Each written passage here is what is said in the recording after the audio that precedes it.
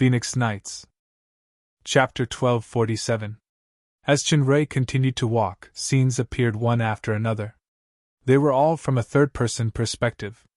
These were the scattered memories of her consciousness that was on the verge of collapse. She could clearly feel her true state of mind at that time. In the scene, the two sides were facing each other. On the other side was a group of angels that emitted a dazzling light. It was a strong contrast to the dark faction that she was in.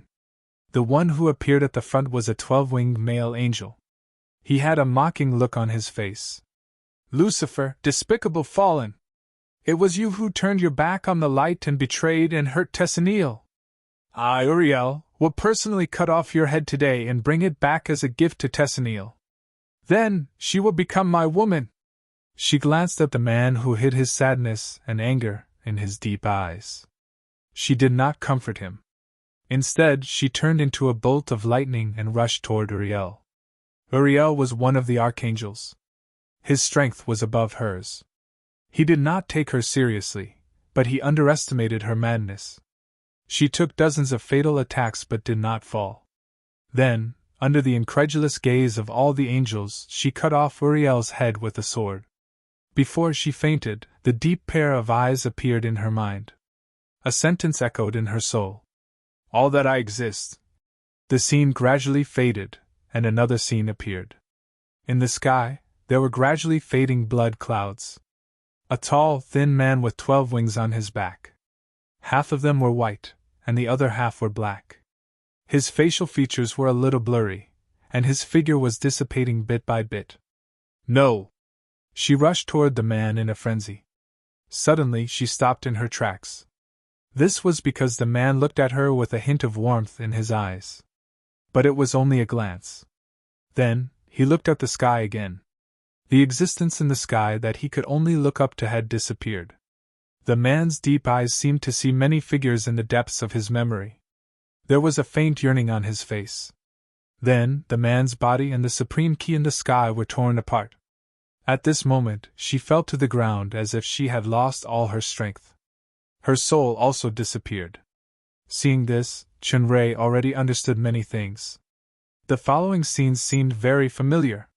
He was the male protagonist. First, it was the scene where Ben Hong kept his promise and surrendered. "I think you might have misunderstood something?" Chinray frowned and said. At this moment, she felt as if she had returned to the past, and certain things overlapped.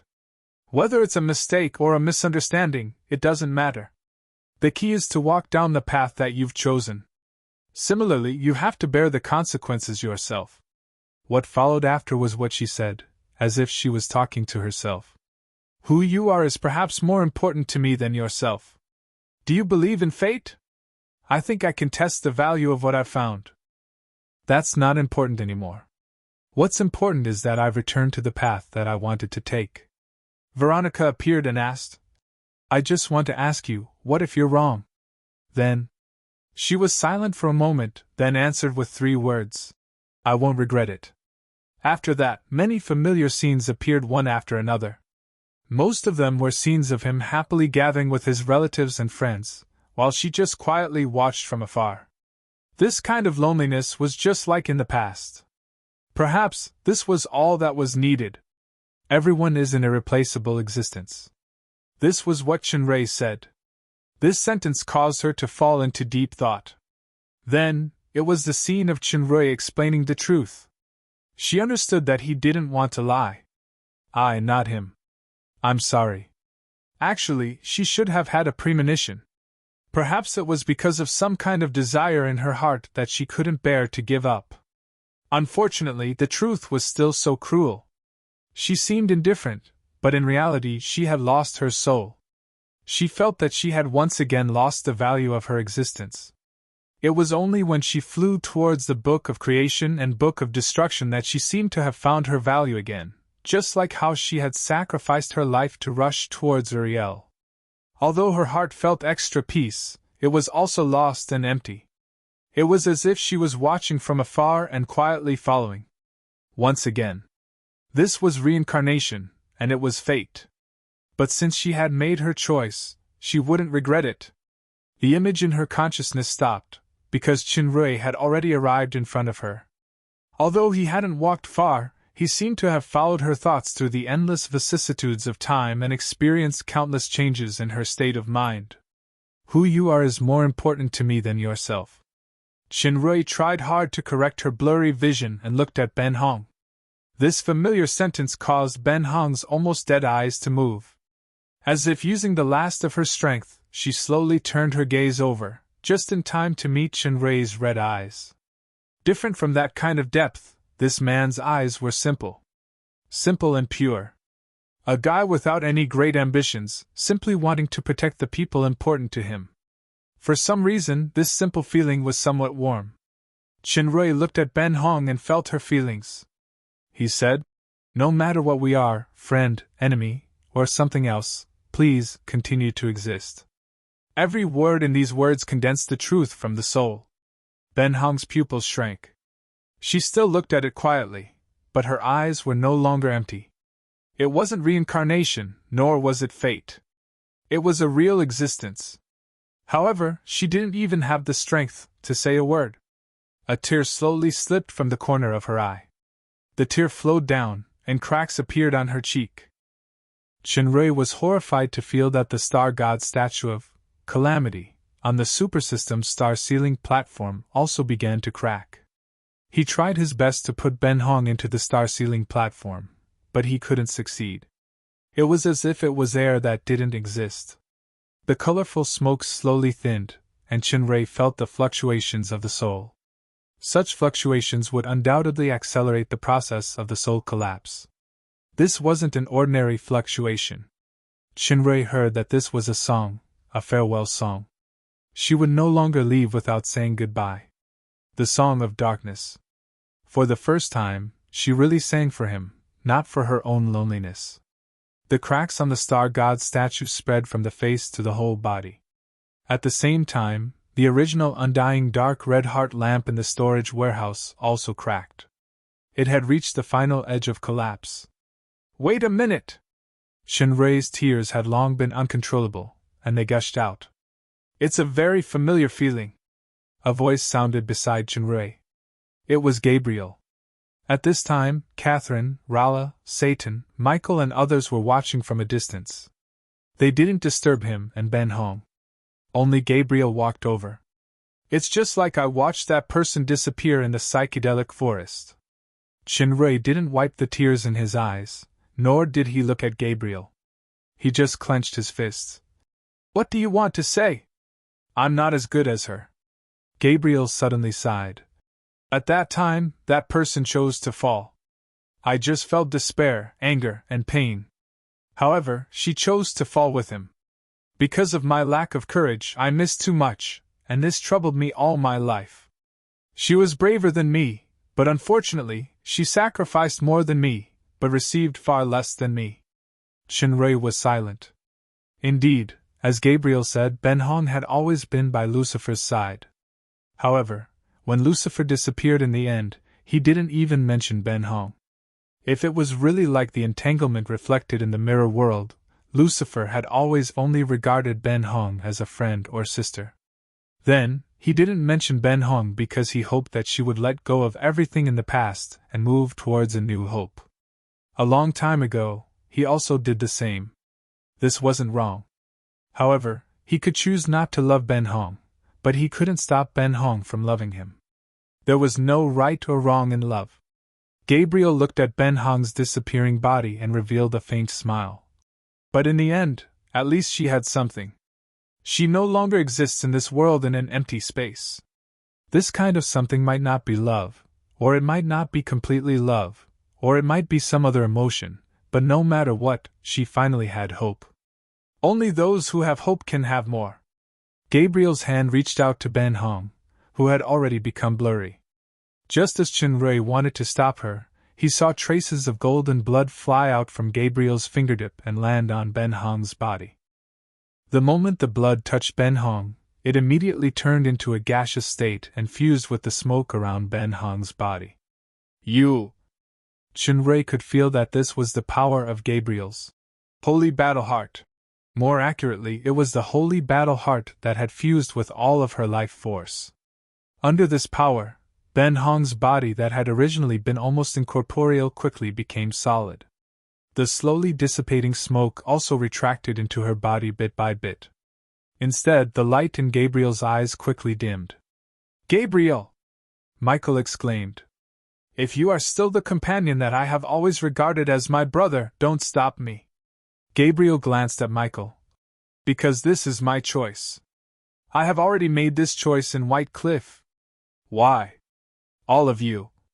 Michael's remaining hand covered his head in pain. "I'm just tired." Gabriel sighed and did not look at Michael anymore. Instead, she looked at the sky. "Is there really another world?" This sentence seemed to be muttering to herself, but also seemed to be asking Chinrei. Chinrei had already seen Gabriel's eyes clearly. It was a complicated mix of fatigue, boredom, and longing. His heart was filled with emotions, but he only answered, "Yes." The mirror world, the world of transmigration, and others, Gabriel smiled, just like the lively and lovely girl in the mirror world. At this moment she seemed to have merged with the past. "I can still see him in that world. Perhaps there is still him." After saying this, a breeze blew, and Gabriel's body scattered into countless silver wings, flying far away. Chinrei did not know who the other, him, in Gabriel's words was. Looking at the revived Ben Hong and feeling the star god's statue in the star ceiling platform stop cracking, this scene made him sad, but more than that, he was sincerely grateful. Michael stretched out his trembling hand, and a wing fell on his palm. It stayed for a moment, then gradually dissipated. Chapter 1248. The sky was densely covered with red clouds, and thunder rumbled. Soon, heavy rain poured down. Looking at the heavy rain outside the window, Chinrei fell into silence. In the Battle of the White Sea, although Ben Hong had caused the explosion of the Book of Creation and Book of Destruction at the cost of his life, he did not really destroy Quiriana. Quiriana's strength was extremely terrifying. She had withstood the terrifying explosion at the last moment, taking away the Book of Creation and Book of Destruction. Of course, she and the other two rulers had also suffered unprecedented damage. However, as long as the will of the abyss existed, the three of them would not die. It was only a matter of time before they recovered. This had been confirmed by Satan and Michael. With the fusion of the sacred battle heart given by Gabriel with her life force, Ben Hong had been reborn, but his body and strength had been greatly depleted. He was currently recuperating in the star ceiling platform, and would not be able to fight in the short term. Other than Ben Hong, Chinrei was the one with the most serious injury. He was also the one who recovered the fastest. The situation of the rest wasn't very optimistic.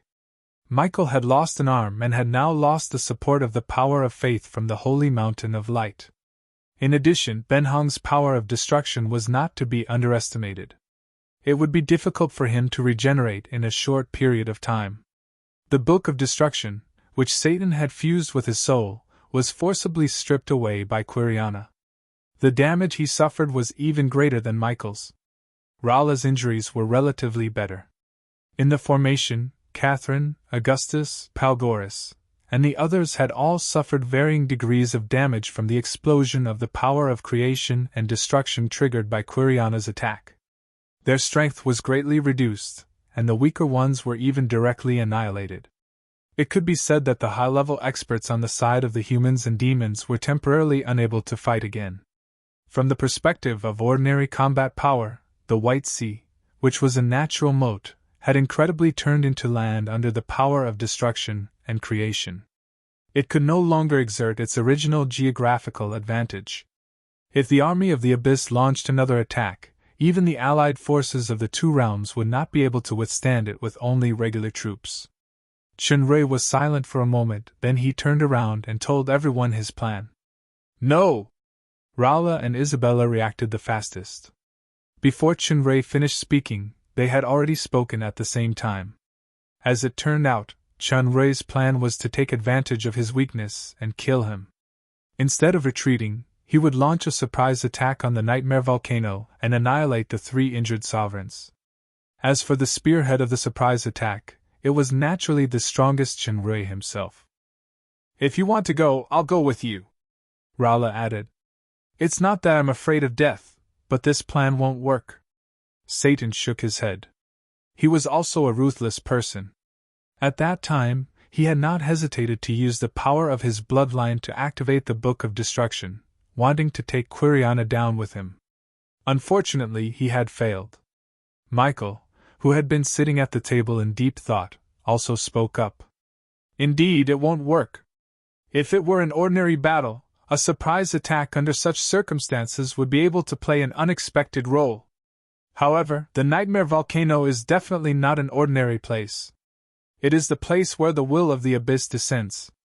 In that kind of environment, your strength will be greatly weakened by the suppression of the will. Even your opponent, Delothro, may not be able to withstand it, let alone Sasbak and Quiriana.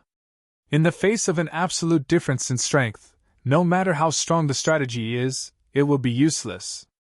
If you go there rashly, you will definitely die, and it will be a wasted sacrifice.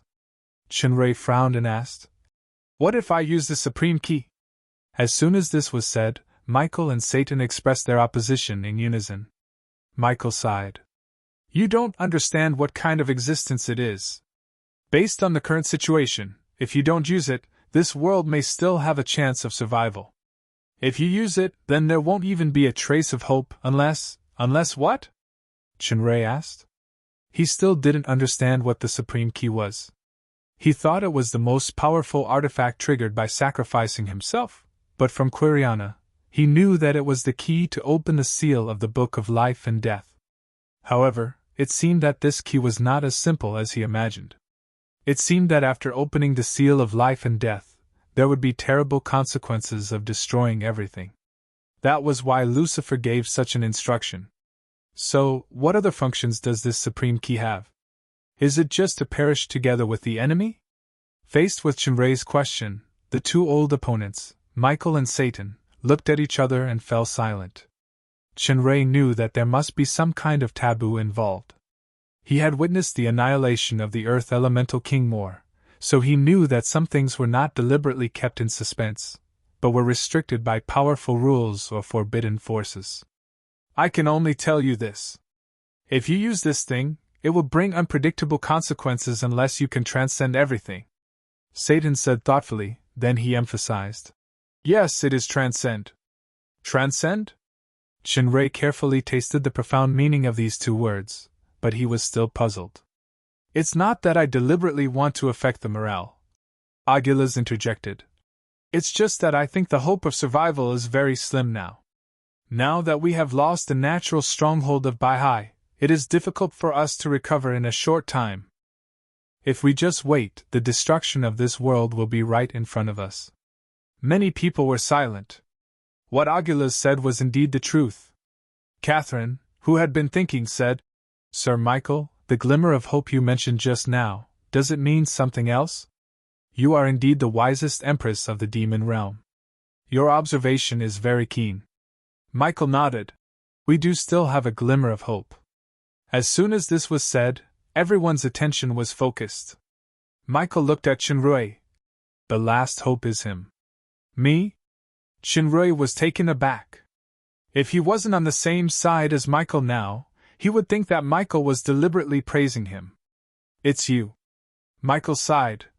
I already know that you are not that person, but the potential you have is unfathomable and far beyond my understanding. The first time we fought was at the Holy Mountain of Light. At that time, you were still a tool used by Ben Hong, and your strength was only demigod. The second time we met was a few years later, still at the Holy Mountain of Light, but at that time, Ben Hong became your follower, and your strength had reached the peak of pseudo-god. In a one-on-one fight, even I am not sure that I can defeat you.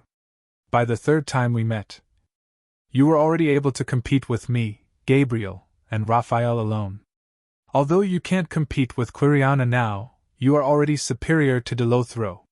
It is the first time I have seen such a terrifying speed of progress.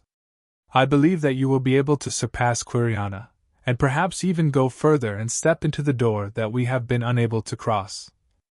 Chenrui smiled bitterly. He had never had any ambition to become a god. His greatest wish was to hold his beloved woman every day, watch his pair of precious children grow up, and enjoy life, family, and friendship. Power was only for protection. Satan nodded empathically at Michael's words and said, "It's just that Quiriana will not give him this chance to grow. We don't have enough time. Opportunities can be fought for." Michael slowly stood up. "The same goes for time." Satan frowned and suddenly thought of something. He understood. "You mean, to go to that place?" "It's rare that our thoughts are so consistent." Michael smiled faintly. "This reminds me of the city of angels back then." Michael didn't continue. Satan snorted coldly and didn't stay on this topic. He said, "Then, first of all, there's one thing that needs to be done immediately." Rala looked at the two of them talking in riddles, and she couldn't help but ask, "What?" "Migration." Satan had already answered. "Migration?" Isabella reacted immediately. Could it be that the remaining humans and surface races all migrate to the demon realm? Yes. Michael looked at the heavy rain outside the window and sighed. Now the human world can no longer defend. If the abyss attacks again, it will definitely be impossible to resist. We can only give up the surface world and evacuate to the demon realm as soon as possible. Although demons and humans have many years of enmity, facing the common enemy of the abyss, we must let go of our hatred and fight side by side. In fact, your appearance here today is already a very definite answer. Everyone had personally experienced the Abyss War, and they nodded in unison. Michael said, "If you have no objections, Her Majesty Catherine, please contact the other two empresses and make arrangements as soon as possible." Catherine smiled slightly. "Don't worry. In fact, when the demon realm sent troops to support for the first time, Qinrui had already asked us to make the corresponding arrangements just in case. We forgot that we have the most powerful son-in-law of the demon realm here." Palgoris had the intention to ease the heavy atmosphere and smiled. "Unfortunately, I don't have a daughter." "Oh no, my only daughter has been abducted by him." Palgoris was referring to Avril, who entered the Galaxy Divinity Temple to become an oracle. But Aguilas sneered on the side. "So what?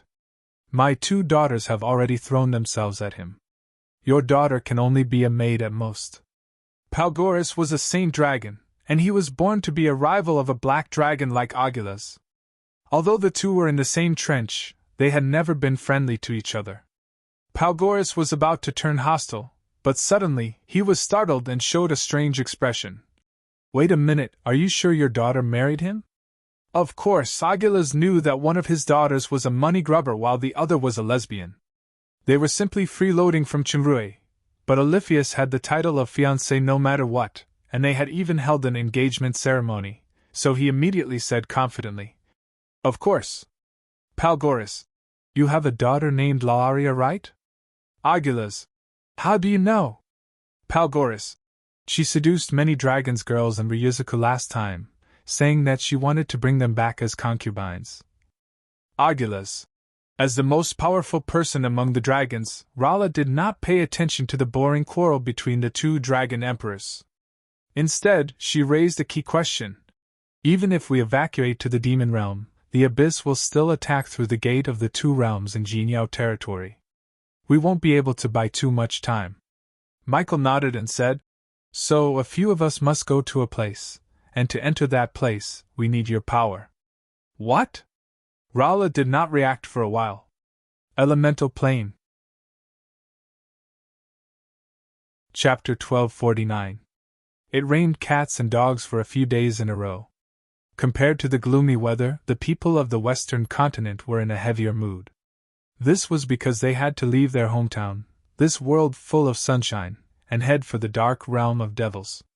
No one knew when the enmity between the realm of devils and the human realm began, but the hatred between the two sides could be traced back to 500 years ago. Every 500 years, there would be a war to the death between the two sides. In the history of the human world, the demon race was synonymous with ferocity and viciousness. Moreover, they had tried to invade the rich human world more than once, but in the end, they had returned in vain under the heroic resistance of the human race. Because of this, many human heroes were born who would go down in history. Throughout history, more than one person had imagined that the human alliance would defeat the Devil Realm's army, and then invade the realm of devils, conquering it in one fell swoop and eliminating future troubles. However, no one had ever thought that one day, humans would enter the realm of devils in this way. Migration. It was a complete migration. To put it bluntly, it was an escape. It was all because of that catastrophe. The White Sea turned into land during the terrifying war between the powerhouses. Humans could no longer use their geographical advantage to resist the Abyss.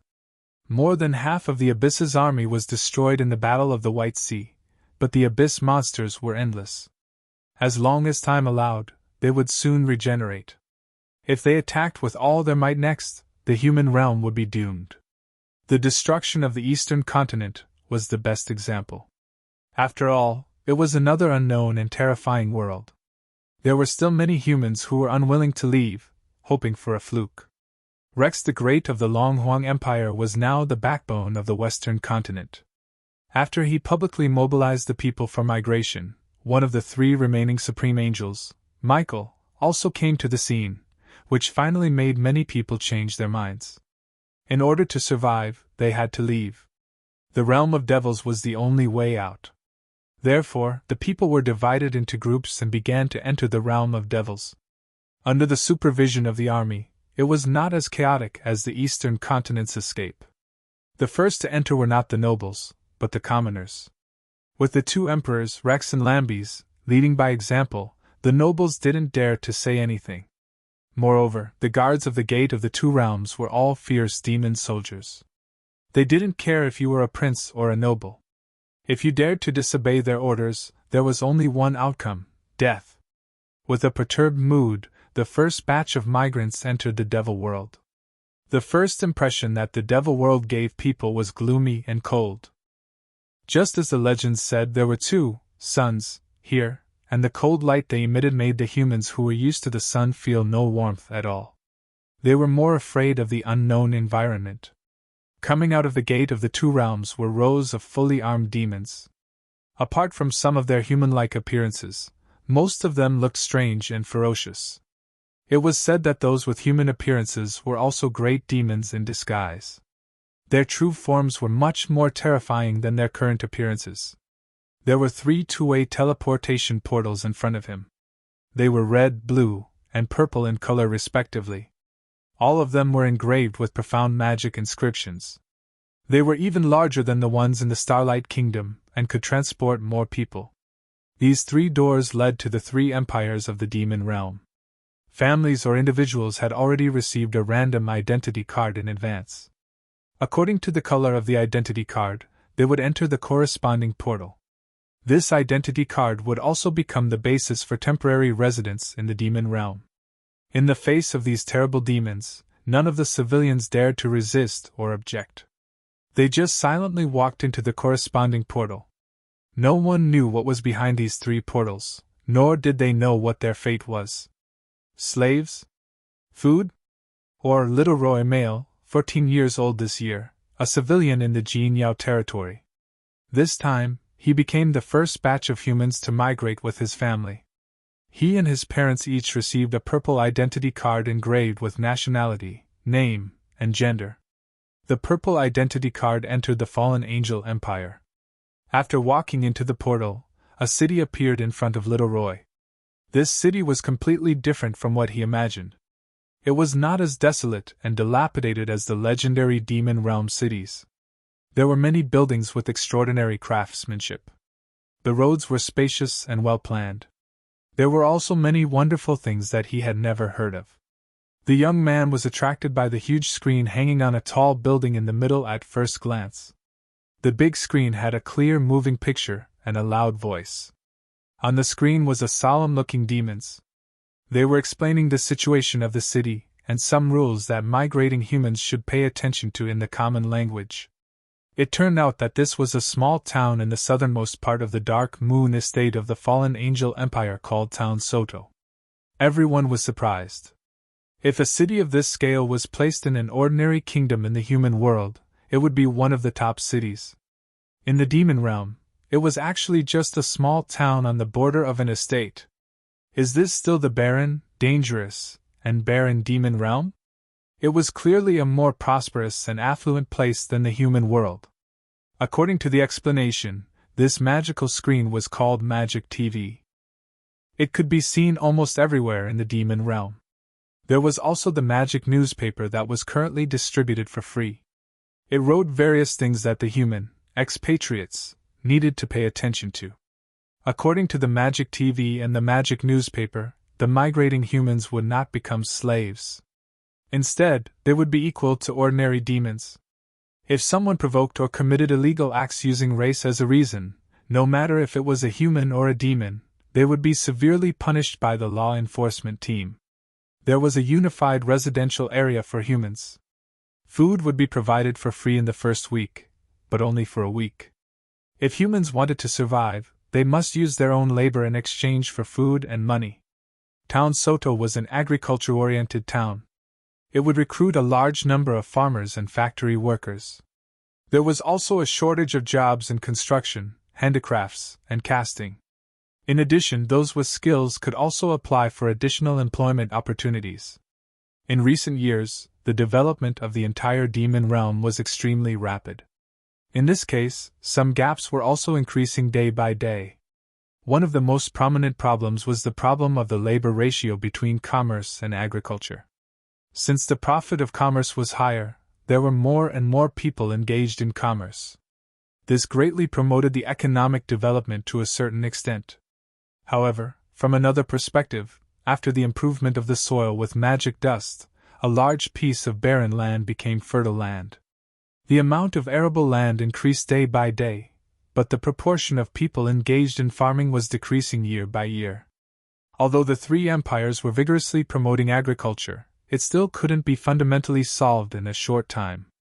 Especially in some relatively remote estates and towns, this phenomenon was particularly serious. The large-scale migration of humans this time could fill this gap to a certain extent. In terms of resettlement, naturally such a location would be prioritized. The houses assigned to humans were made of steel. The main material was a special lightweight board. It was said that it could be disassembled and moved freely. It was called a mobile house. It looked clean and tidy, and the interior space was not small. For the migrating human people, whether it was the living environment or the resettlement results, it was much better than expected. Many people were relieved. "Sir Samuel!" Little Roy saw a familiar figure in the demon's army who maintained law and order, and shouted in disbelief. Samuel had served as a sheriff and army commander in Jin Yao territory. Once, he saved the young Little Roy from a frightened horse, so Little Roy had a deep impression of him. Although several years had passed and Samuel was wearing a Demon Realm standard advanced armor, he still recognized him at a glance. "Don't be loud!" Little Roy's mother was shocked and quickly covered her son's mouth. Samuel had already heard this voice. He looked at the familiar young man and nodded from afar. Little Roy looked excited. Someone courageously asked the demon soldier on the side. "That, sir, is a human?" The demon soldier's answer surprised people. "General Samuel is the first army commander of our Dark Moon estate. A human is actually the highest military officer of this demon's town, no, the entire huge estate." This news was quickly spread among the humans. For some reason, everyone's heart was a lot more at ease. The scene in Town Soto was just a microcosm of the huge migration team. With the joint efforts of humans and demons, the migration and resettlement work was carried out in an orderly manner. This great migration would change many things, perhaps including the entire world. On the other side of the abyss, there was no movement for the time being. However, whether it was the human world or the demon realm, they were also racing against time to build various fortifications, striving to delay and snipe the pace of the abyss. The abyss would definitely not give the people on the main plane too much time to breathe. As long as the army was replenished again, it would be the end of the human world. The City of Stars suffered a heavy blow in the big explosion of the Battle of the White Sea. Chi, of the 3 main cannons was destroyed, and 1/3 of the alchemy weapon building was also destroyed. At present, the gremlins were speeding up the repair. The fusion of the star-sealing platform was quite effective. Ben Hong's injury had basically recovered. The original lamp spirit body was also reshaped under Gabriel's life force, but her soul and the power of the holy battle heart had not yet fully integrated. She chose to retreat directly after resurrection. Since she had mastered the power of the origin of destruction and creation at the same time, as long as she integrated the power of the holy battle heart, her strength would go up to a higher level. Satan's injury was still recovering slowly. He and Michael had never accepted Shinrui's star sealing or strengthening.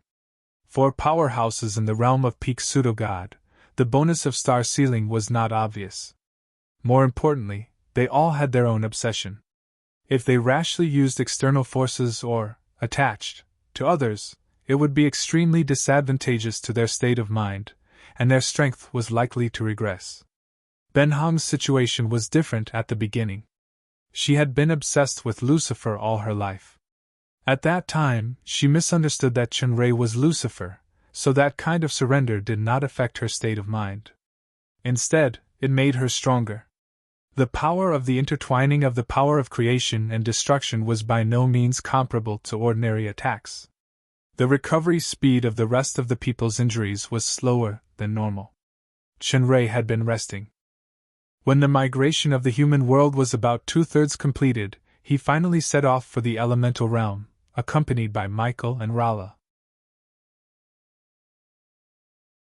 Chapter 1250. The elemental realm rejected all outsiders. It was impossible for ordinary cultivators to directly enter the elemental realm.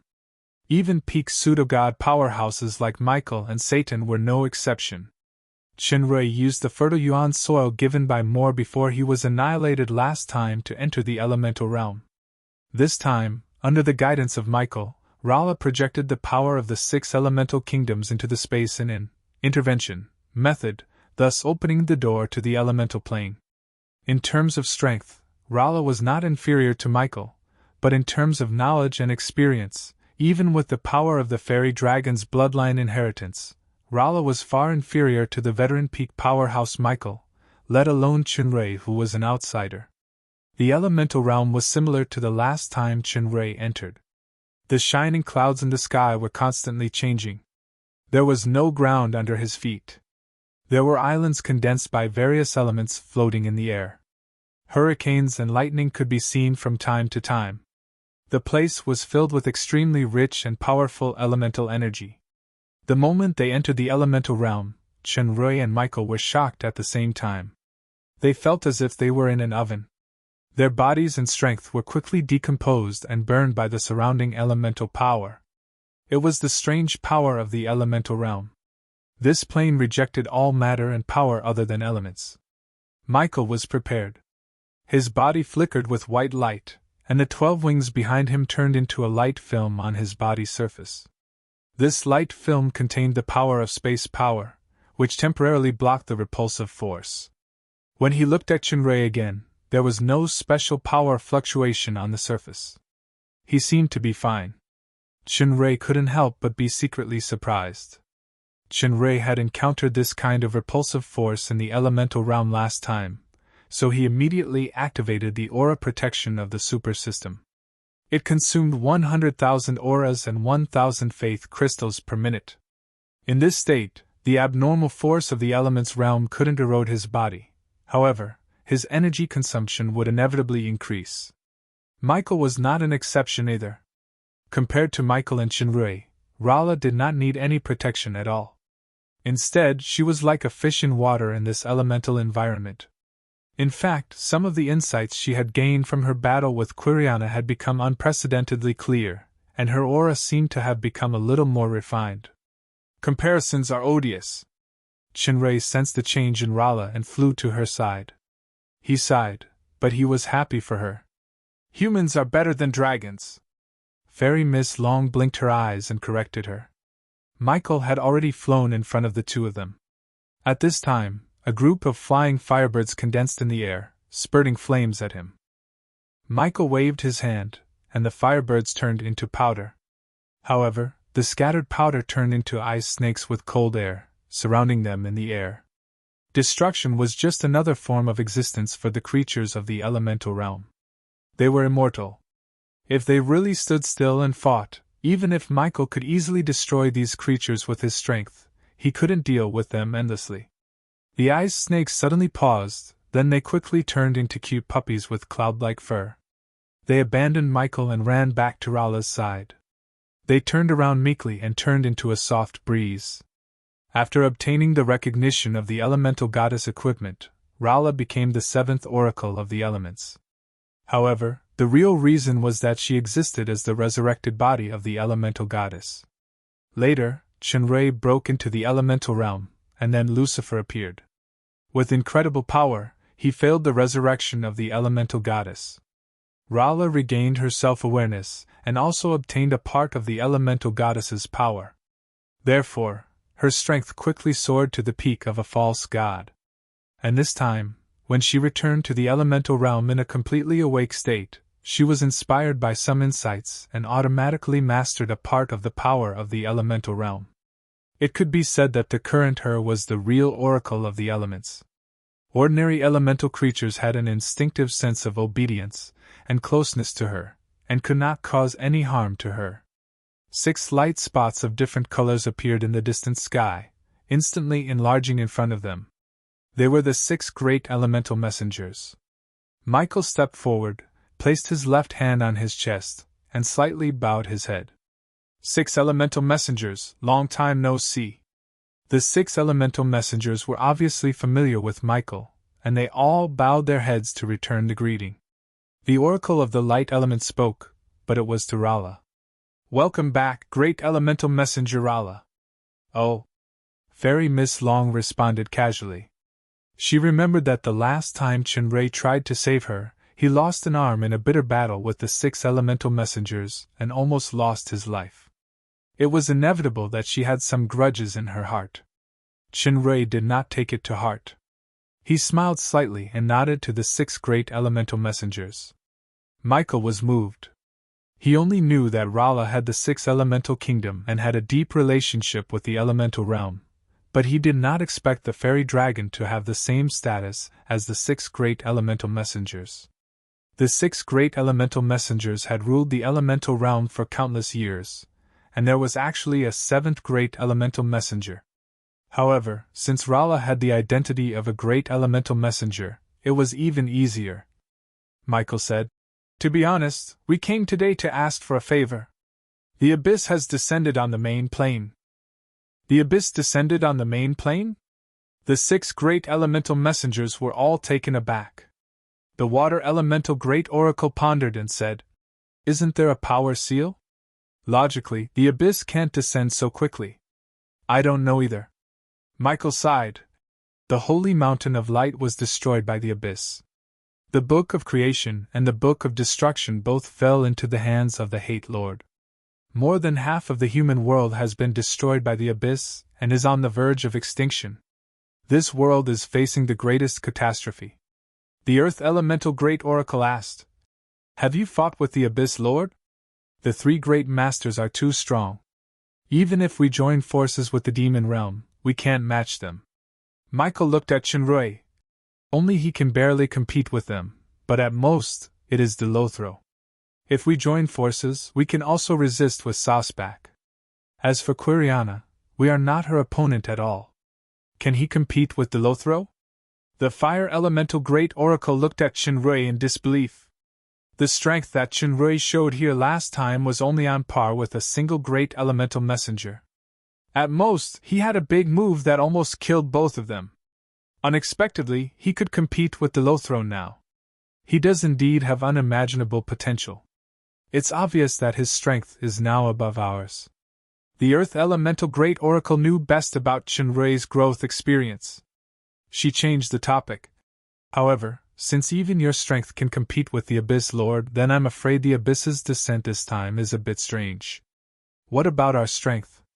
Rala understood the meaning of the Earth Elemental Great Oracle's words and asked unhappily. The Water Elemental Great Oracle said, "Although you were defeated by the Abyss Lord, it proves that you can at least compete with him. There is still a glimmer of hope. If the abyss really descends in its strongest and most complete form, then, with your current strength, you won't even have a glimmer of hope. Is that so? Chinrui looked at Michael in surprise. Michael was silent. Obviously, he admitted it. Chinrui's heart shook. He just entered the SSSS+++ level not long ago, and now his strength surpassed Delothro and was slightly close to Sasbak. Although he was far inferior to Quiriana, he was already the closest to the level of God. However, according to the Water Elemental Great Oracle, this kind of strength would not even have a glimmer of hope to compete with the strongest abyss. Then the so-called strongest and most complete abyss, the level of power represented by. I'm thinking that the abyss's descent to the main plane this time is probably unexpected by the will of the abyss itself. The Dark Elemental Great Oracle added. This sentence made Chinrui's mind light up. He seemed to think of some key point, but he couldn't grasp it for a while. There's no time to think about this problem now. Michael sighed. Today, we came to the elemental plane to get two things. The first is the strongest ultimate source power of universe annihilation, and the second is a trace of power left by the elemental goddess Lafferty. The 6 elemental messengers looked at each other and shook their heads together. The Water Elemental Great Oracle said, "The strongest ultimate source power of universe annihilation is easy, but the power of Lord Lafferty." Seeing the hesitation of the 6 elemental messengers, Michael frowned and said, "Others may not know, but survivors like us should be very clear that once the main plane is completely eroded by the power of the abyss, then the power of the elemental plane. I don't need all the power, just a trace." Michael didn't continue. The Water Elemental Great Oracle shook her head. "Of course we know, but what you don't know is that the elemental war has stopped." "The elemental war has stopped?" Michael was shocked. "Then, Lord Lafferty, the goddess didn't resurrect, but was completely annihilated."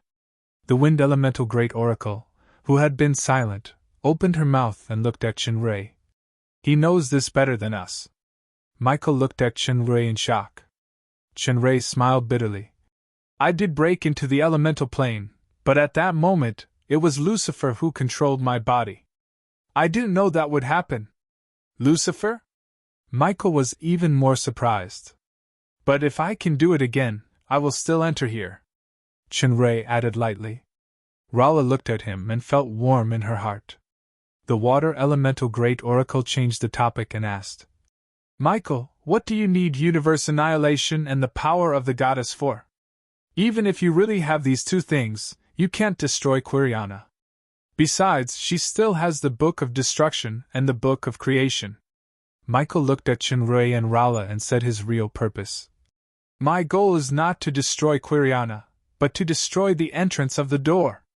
If I have the power of the goddess's power, plus the strongest universe annihilation, not only can I destroy the door, but I can also use the remaining power of the authority boundary to seal the entire demon realm.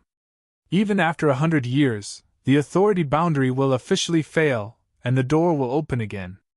We will have the most precious time to breathe." The Water Elemental Great Oracle reacted quickly and immediately understood Michael's plan. "You want to use this 100 years, with his unlimited potential, to have the hope to compete or defeat Quiriana?" "That's right. Even if Quiriana will never die, as long as Chinrui has the ability to defeat Quiriana, then after 100 years, we will have a great chance to repel the invasion of the abyss. Then, with the demon realm as the foundation, we will continue and develop until we surpass the abyss and step into the final level." Chinrui had completely understood.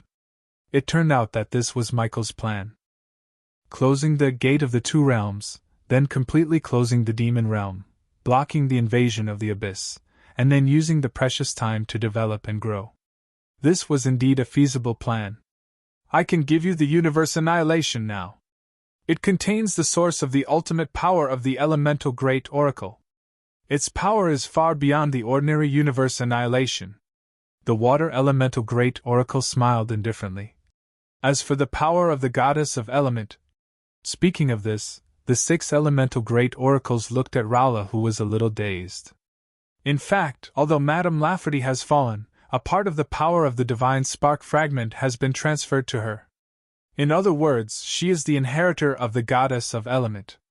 As long as her strength can improve further here, coupled with the power of Chenrui's cosmic star kingdom, it is not impossible to destroy the door and seal the world. Chapter 1251. Bang! Sparks splashed everywhere, and Chenrui's body tumbled backwards in the air. The figure wrapped in flames on the opposite side did not stop attacking because of this punch, releasing intense flames that swept over. Although Chenrui had lost his balance, he did not lose his calm. With a wave of his hand, the flames were diverted by an invisible force and instead attacked a bolt of lightning that flew over from the side. The lightning instantly turned and dodged the flames at an extremely high speed, rushing towards him from the other side. Chenrui had no time to react. He raised his hands and made a defensive posture. In the next second, a strong impact hit him. Under the force of the acceleration, his body, which was floating in the air, flew out again. As the electric light flashed, he felt a strong electric current spread through his body. His body and soul became numb. Without thinking, he shook his hands outward, shaking away the figure and the electric light. However, he found that the surrounding temperature had suddenly become extremely cold. His body, which had not completely gotten rid of the numbness, had an additional cold numbness. His movements couldn't help but slow down. With this delay, the 6 figures that had originally surrounded him appeared around him again. He could no longer use guerrilla warfare tactics to break through them one by one. The 6 figures released powerful energy at the same time, and various colors quickly fused into one. The entire space became solidified, and the pressure became greater and greater. It was like a box that was constantly shrinking, wanting to crush Chenrui, who had comprehended how to escape, into powder. Chenrui could clearly sense the terrifying danger. His body immediately emitted a dazzling light, and constellations of different shapes appeared around him, contending with the 6 ultimate origin forces that interweaved around him. The constellation did not fuse with his body. The shining starlight nearby was no longer as dazzling as before, and it appeared even more crystalline and gentle. The 2 enormous forces were locked in a stalemate. Under the influence of this powerful force, the islands and creatures in the nearby space turned into particles and disappeared. The particles gathered into another form again, and so on. One of the constellations flickered even more brightly, shooting out a colorful rainbow light. It quickly converged into the figure of a woman in the air. It was Rala. With a wave of her hand, Rala actually drew over all of the 6 elemental powers that were attacking Chenrui. Chenrui was shocked. Before he could react, the ultimate origin power of the 6 elements had already surrounded Rala. In an instant, Rala's body became transparent, faintly reflecting the flowing colorful light. The 6 elements instantly passed through her. The water element Great Oracle felt as if she was in an oven. Her icicle-like body suddenly emitted a large amount of water droplets, which were quickly evaporated by the high temperature, while the fire element Great Oracle's body began to rapidly solidify under the terrible low temperature. The body of the Oracle of the Wind element suddenly became several hundred times heavier, falling straight down. The Oracle of the Earth element, on the other hand, was wrapped in a knife-like gale, her sturdy body constantly being cut open layer by layer. The Great Oracle of the Light element and the Great Oracle of the Dark element seemed to have become completely different people. The color of the light had become dark, but the darkness gave off a dazzling light. Not only did this anomaly return all 6 elemental powers back to where they came from, but it also targeted the 6 elemental powers, causing the 6 elemental envies to simultaneously suffer a huge loss. The surrounding elemental imprisonment power was instantly unable to withstand it and completely dispersed. Rala did not attack again. Her body gradually returned to its original state, but a pair of butterfly-like wings appeared on her back, emitting a dazzling colorful light. She floated in the air, carefully comprehending the use of the attack just now. The 6 elemental envoys' damaged bodies quickly recovered. They did not attack again, only quietly watching her. After a moment, the colorful butterfly wings on Rala's back disappeared. Only then did the 6 elemental envoys fly over, looking at each other and smiling. From the beautiful Big Dipper, just now, it could be seen that Rala's understanding of the elemental power and the power of faith had greatly improved. As long as this understanding was integrated with the 6 elemental kingdoms, her strength would be able to further improve. How is he? Rala looked at Chunrui, whose breath was disordered and panting, revealing a nervous expression. Just now, Chunrui did not use the polar transformation, nor did he even use ordinary aura protection. He was just fighting against the 6 elemental envoys in a normal state. Although the 6 elemental envoys would not really kill him, the power consumed to fight here was several times more than in an ordinary environment. Moreover, just the elemental plane's repulsive force against outsiders was enough to cause fatal damage to the soul and body. He's fine. The great oracle of the light element shook her head. Although Chunrui was fighting in the most difficult and dangerous environment, this was also an effective way to stimulate his potential. Especially with his current strength, it was already quite difficult to improve. This elemental plane was a good training environment. Michael had already left the elemental plane and returned to the demon realm, while Chunrui and Rala stayed here. The real reason why Chunrui stayed was to help Rala understand the power of the divine spark as soon as possible, at least to the point where she could use cosmic annihilation to destroy the gate of the 2 realms. Chunrui once used the elemental power given by the 6 elemental kings to construct the bomb of cosmic annihilation, destroying Quiriana's clone and the main altar. However, that elemental power was only at the monarch level, which was worlds apart from the 6 elemental envoys' oracle level power.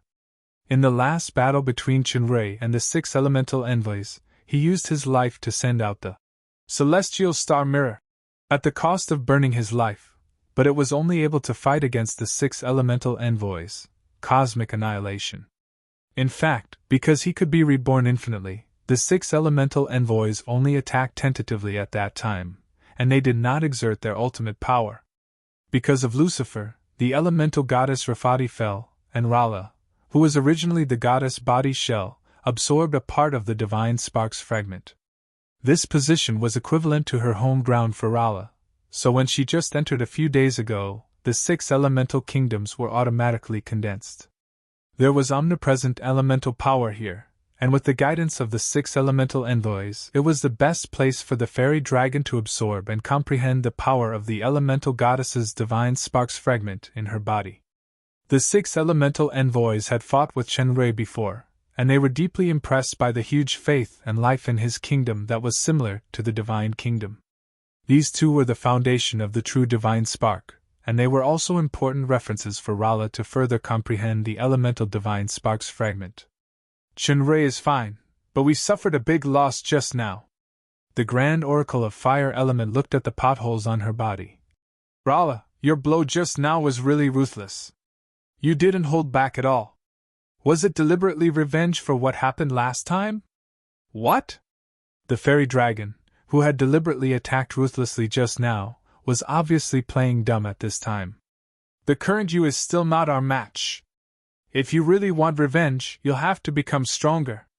The grand oracle of water elements smiled. As long as you can integrate 6 ultimate source powers with your own power and perform the most perfect annihilation of universe alone, you can beat us up as you wish. The 5 elemental envoys nodded in unison. In fact, the grand oracle of water elements still had one sentence that she didn't say. That was, if Rala could really perform this blow perfectly, then even without the power of the divine spark's fragment, she would be close to the true authority, which was equivalent to entering that realm with 1 foot. Before that, let me help you beat them up first. It was Chunrui who spoke. The previously chaotic power aura had calmed down again, and his eyes were full of fighting spirit. Are you sure it's now? The grand oracle of fire element pounded her fists, splashing sparks. There's not much time left for me. Chunrui knew what the grand oracle of fire element meant. He shook his head and took a deep breath. The starlight of celestial star's mirror appeared around him again, spreading toward the 6 elemental envoys. Infected by this fighting spirit, colorful butterfly wings faintly appeared on Rala's back. Her figure appeared in the distance in an instant. She closed her eyes and began to feel quietly. Not only Chinrui and Rala in the elemental realm were racing against time, but also the human world and the demon realm. The migration of the human world had reached the final stage. About 80% of the people and troops had successfully entered the demon realm and settled down. The rest of the population and material transfer was being carried out 24 hours a day. Ben Hong, Isabella, Paglio, and others had already recovered under the effect of the star-sealing platform. The injuries of others such as Palgoris and Augustus had also mostly recovered. Everyone was using the training ground left by Chinrui to seize the time to train and prepare for the upcoming fierce battle.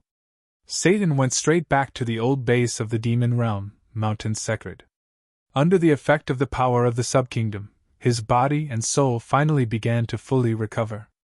After Michael returned from the elemental realm, his broken right arm miraculously recovered to its original state. In fact, this was not a real regeneration, but the Grand Oracle of Light Element and the Grand Oracle of Fire Element gave him a part of the elemental source power. Combined with his own light and fire physique, he formed an elemental arm. In terms of power, it was still above the original arm, but it consumed a lot of vitality when using it. The three empresses, Catherine, Jia, and Tiffany, focused more on the resettlement of the migrating humans and preparing for war. The Shadow Empire and the Fallen Angel Empire sent a large number of reinforcements to the Bloody Empire. The remaining human army also merged into the Demon's army. The Alchemy Army established a military defense line in the Bloody Claw estate of the Gate of the Two Realms based on the star brilliance. Unfortunately, the reality was cruel. When the coalition army was racing against time, the previously silent abyss began to act.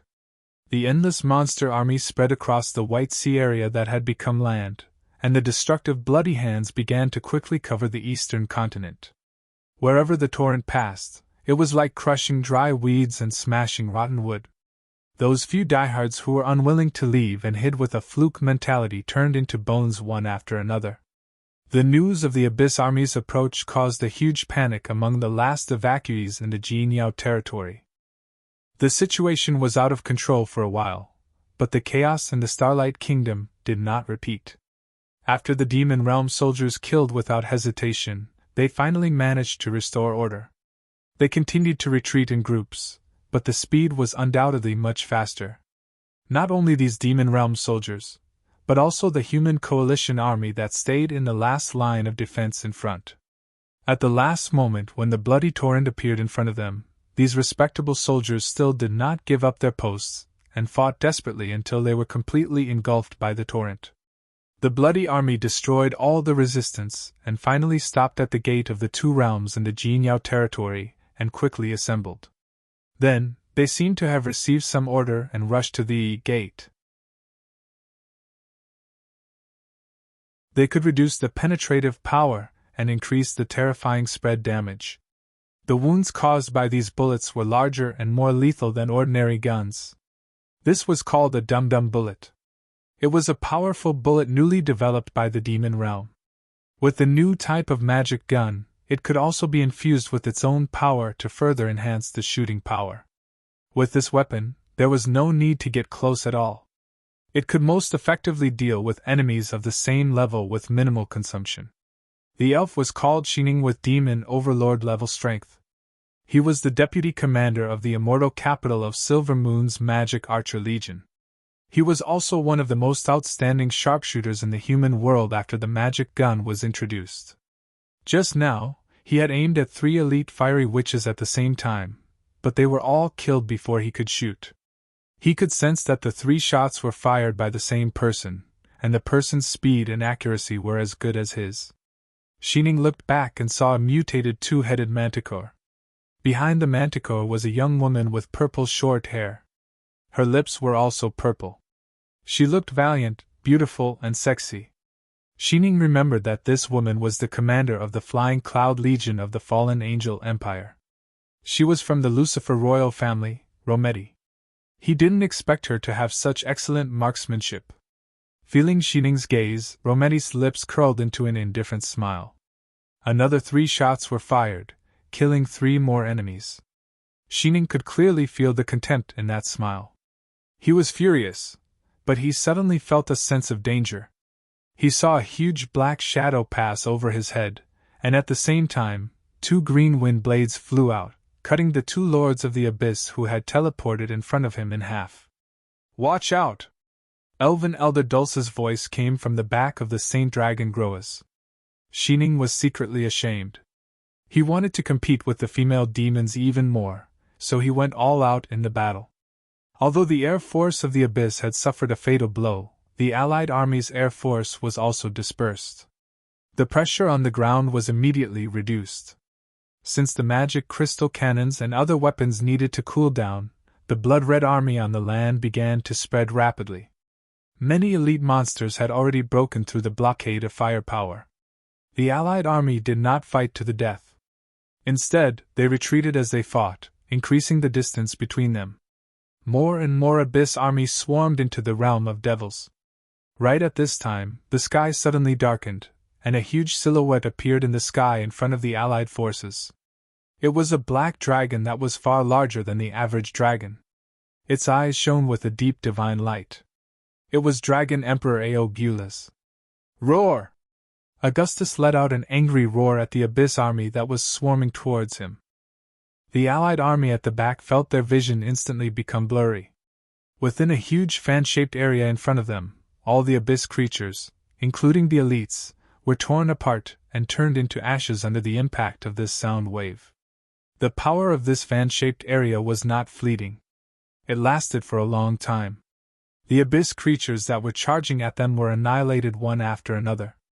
In another direction, Palgoris also appeared. However, he did not use his dragon body. Instead, he was in human form. He put his hands together, and a white light that exuded a holy aura enveloped the surrounding space. The abyss creatures in the light quieted down and scattered into particles. As soon as the 2 pseudo-god dragon emperors attacked, the momentum of the abyss creatures was immediately restrained. However, this restraint was only temporary. There was no lack of demigod-level mutated elites and leaders among the abyss creatures. Their impact was quite shocking. Moreover, such a large-scale kingdom attack consumed a lot of power. Unless Augustus and Palgoris had endless power, they would definitely be exhausted in the long run. In the blood-red army, 2 crimson rays of light shot out and attacked the 2 dragon emperors at lightning speed. Whether it was the white light of Palgoris or the power of Augustus' roar, they were easily penetrated by the 2 crimson rays of light. Crimson Flame Bow. Saspak. The Lord of Fear finally made his move. With the strength of the 2 dragon emperors at the middle stage of pseudogod, they would definitely not be able to withstand this attack. A female figure appeared in front of Augustus in time. She put her hands together and actually caught the powerful energy arrow between her palms. This simple action was not simple. In the eyes of Palgoris, the woman seemed to have made thousands of movements in an instant. Punches, kicks, palms. All the complicated movements finally merged into one palm. The red light struggled for a while and finally gradually disappeared. Michael appeared in front of Palgoris.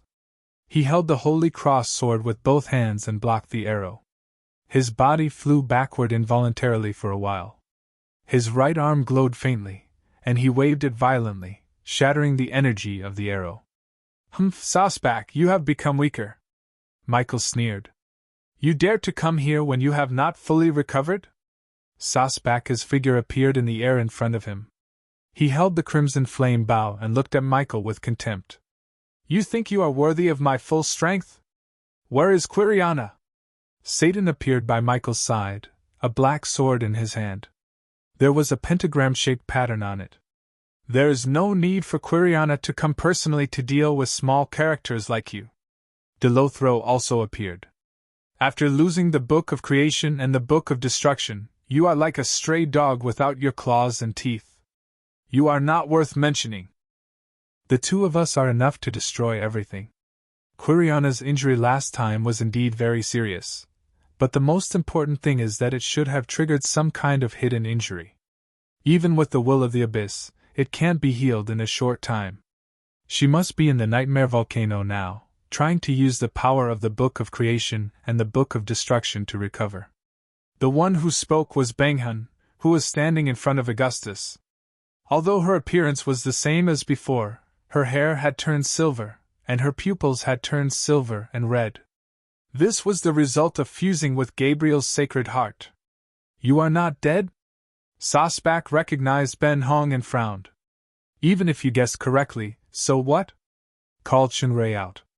"Only he is barely worthy of my attack."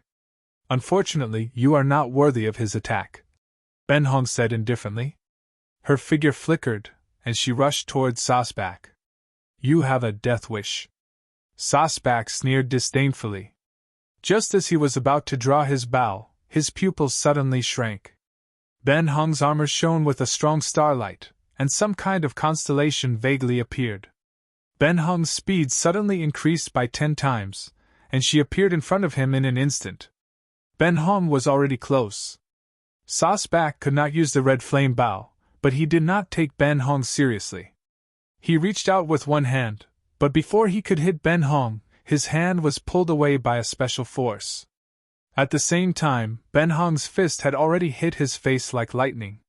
This blow did not cause much damage, but in Sasbak's eyes, it was a great shame.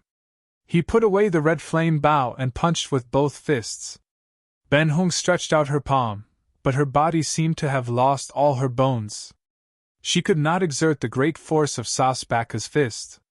She turned around as if she was affected by inertia, and her other hand heavily hit Sasbak's ribs like a whip. It was the first time for Sasbak to face this kind of strange attack, and he could not get rid of it for a while. "No! There is something wrong with this space. Our power has been weakened, but your power has become stronger." De Lazzaro finally discovered the abnormality. He saw that the surrounding scene suddenly changed into a mountainous area, and there was a tallest mountain in the distance surrounded by clouds and mist. This was not an ordinary mountainous area.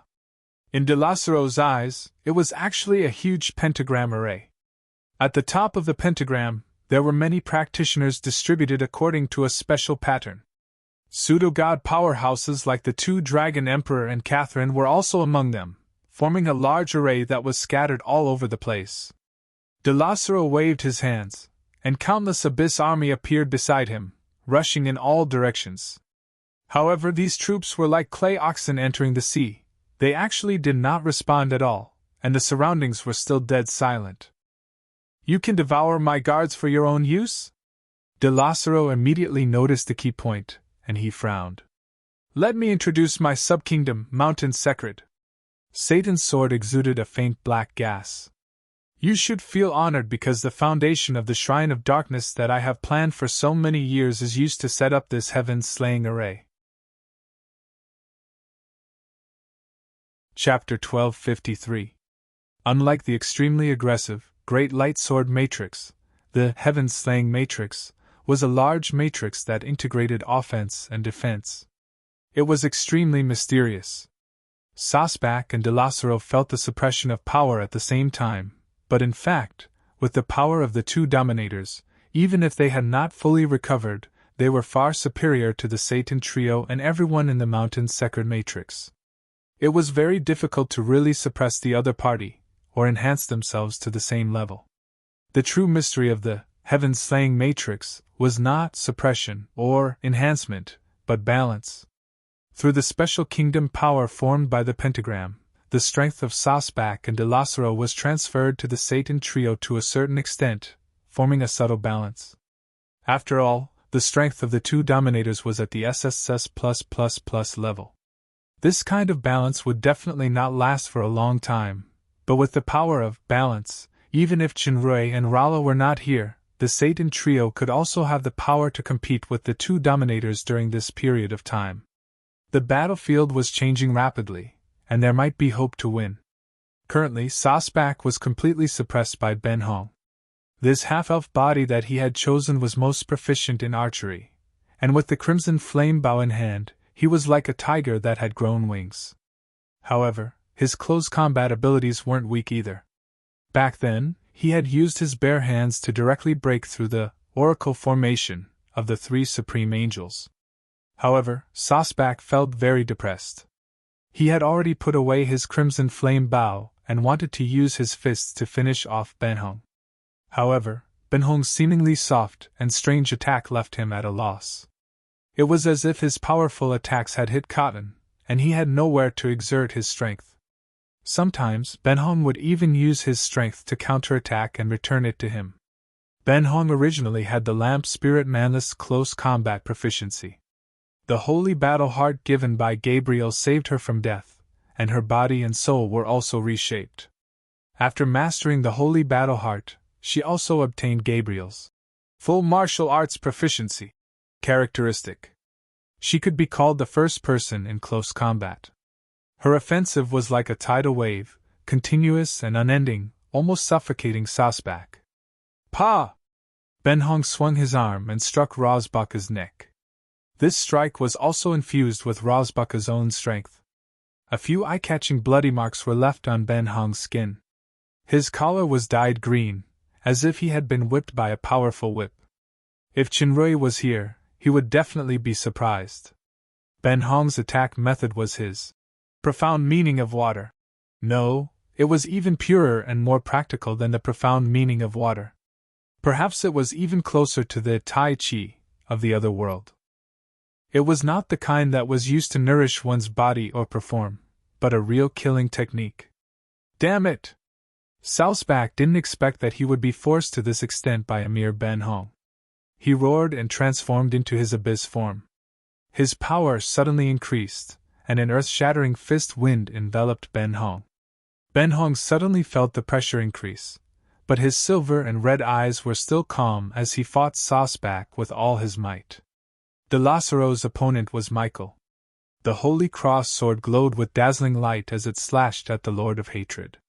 Delothro had already activated his abyss form, and he didn't dodge. He grabbed the Holy Cross sword with his bare hands and immediately caught it. The sharp Holy Cross sword couldn't break Delacero's claws. Delacero's claws tightened, and the sword was in a dilemma. Michael's eyes were burning with golden light, and the sword was full of sharpness, but it still couldn't get rid of Delacero's control. Delacero sneered. "This sword is the glorious artifact of the City of Angels, right? It was not broken by Quiriana last time. Unfortunately, in this dark element environment, it can't even exert half of its power." Before he finished speaking, the golden light in Michael's eyes suddenly turned colorful. The Holy Cross sword turned, and Delacero immediately felt that the power in his hands was different. However, it was too late to let go. A sharp pain came, and all the fingers holding the long sword were cut off. "This is..." Delacero was shocked. Looking at the long sword flowing with colorful light, he was about to continue to attack. Suddenly his perception became blurred. When it became clear, a sword tip protruded from his chest again. It was a dark sword tip. Satan's sword. Satan, who had been watching on the side, seized the moment when Delacero was distracted and used the power of time to launch a fatal blow. Under the accelerated time power, the process was skipped, and the result appeared directly. Delacero's senses were all blocked by the accelerated time. When time returned to normal, he wanted to instinctively defend or dodge, but his vital parts had already been hit. Satan had the power of time acceleration and deceleration at the same time. In terms of the use of the power of time, he was even above Chinrui.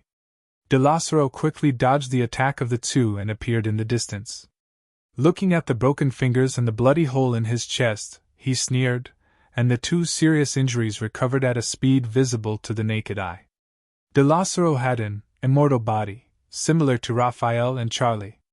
As long as he had enough power, any injury could be healed infinitely and quickly. "You go and help Benhong. Leave this to me," Michael said. The original plan was to stall the strongest Sasbak, then work together to eliminate the weakest Delacero, and then deal with the Fear Lord. However, judging from the battle just now, the power of the heaven-slaying circle could not restrain Delacero's immortal body. If this continued, perhaps even when the two Fear Lords broke free from the balance of the heaven-slaying circle, they would not be able to kill Delacero. Therefore, Michael made a prompt decision and changed his strategy. He would stall Delasro himself, and with the help of Satan and Ben Hong, they would try to kill Sosbak before the heaven-slaying circle failed. Although the Fear Lord was stronger than the Despair Lord, he did not have the ability to regenerate infinitely. Without hesitation, Satan flew straight to Ben Hong's battle. At this time, Ben Hong was fighting with Sosbak. Sosbak was also in existence with countless years of wisdom and experience. After adapting to Ben Hong's attack method of borrowing strength to attack, he had already quickly turned the situation around and suppressed Ben Hong into a disadvantageous position. Satan's arrival alerted Sosbak. Although Ben Hong's attacks were continuous, and Satan did not find the best opportunity to intervene, just standing on the side had already made Sosbak feel the pressure. "Are you sure you want to face me alone?" Delasro looked at Michael, who was facing him alone, and showed a weird smile. "What a pity! I like to fight with many." Michael did not talk nonsense. His holy cross sword created countless colorful flying rainbows and slashed at Delasro. This time, Delasro did not take it head-on. His body swayed at high speed continuously, dodging the flying rainbows.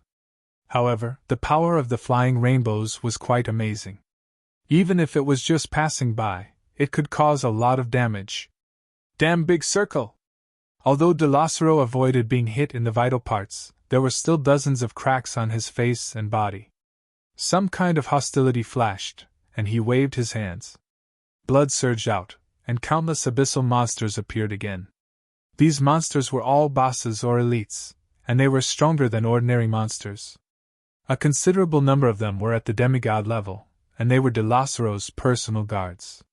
The monsters spread around, trying to find the flaws of the big array to destroy. The heaven-slaying circle was completely controlled by Satan. The monsters were like outsiders in the eyes of the pentagram circle. Instead of being balanced, they were constantly being devoured by the power of the big circle. Seeing that it was not going to work, Delasro immediately changed his strategy. Those personal guards all rushed toward Michael, and he was waiting for an opportunity to attack. Michael landed with a cold snort. He stabbed the holy cross sword into the ground, and rays of cold light spread out. The nearby abyssal monsters froze, and their bodies quickly disintegrated and disappeared. During this process, Michael's perception was firmly locked on Delasro, and he did not give him any chance to attack. Suddenly, something strange happened. One of the many abyssal lords rushing toward Michael suddenly broke through the attack of the holy cross sword, turned into a bloody light, and went straight to Michael's back. Michael had a strong warning in his heart, and his years of fighting instinct made him react immediately. He turned his left hand into a knife and slashed at the enemy behind him. Bang! This attack was actually blocked by the enemy. Michael immediately felt that the strength shown by this abyssal lord was weaker than Delasro, but almost the same as him. It was not Delasro. It was another person. Due to the problem of the level of willpower in the abyss, except for the three rulers, there had never been a pseudo-god monster, but now such an enemy had appeared. At the same time, Delasro also moved. He turned into a bloody light and rushed toward Michael. Michael was attacked from the front and back. With a loud shout, the holy cross sword in his hand shone brightly, and he attacked Delasro, forcing him to retreat. However, he could no longer resist the attack of the enemy behind him. He felt a pain in his back as he was pierced by some kind of sharp weapon, and waves of abyssal power seeped into his body and spread throughout his body. Michael gritted his teeth, and the elemental arm flashed again. His body burst out with a strong shock force, and the person behind him was shaken away. He finally understood that Delasro released the group of abyssal monsters not to destroy the heaven-slaying formation, but to release this enemy for a sneak attack. Everything had happened in the blink of an eye. Even Satan, who was far away, couldn't save Michael in time. In the blink of an eye, Michael had been hit. Although Satan had used the power of time, by the time he moved to Michael's side, it was already too late to change the result.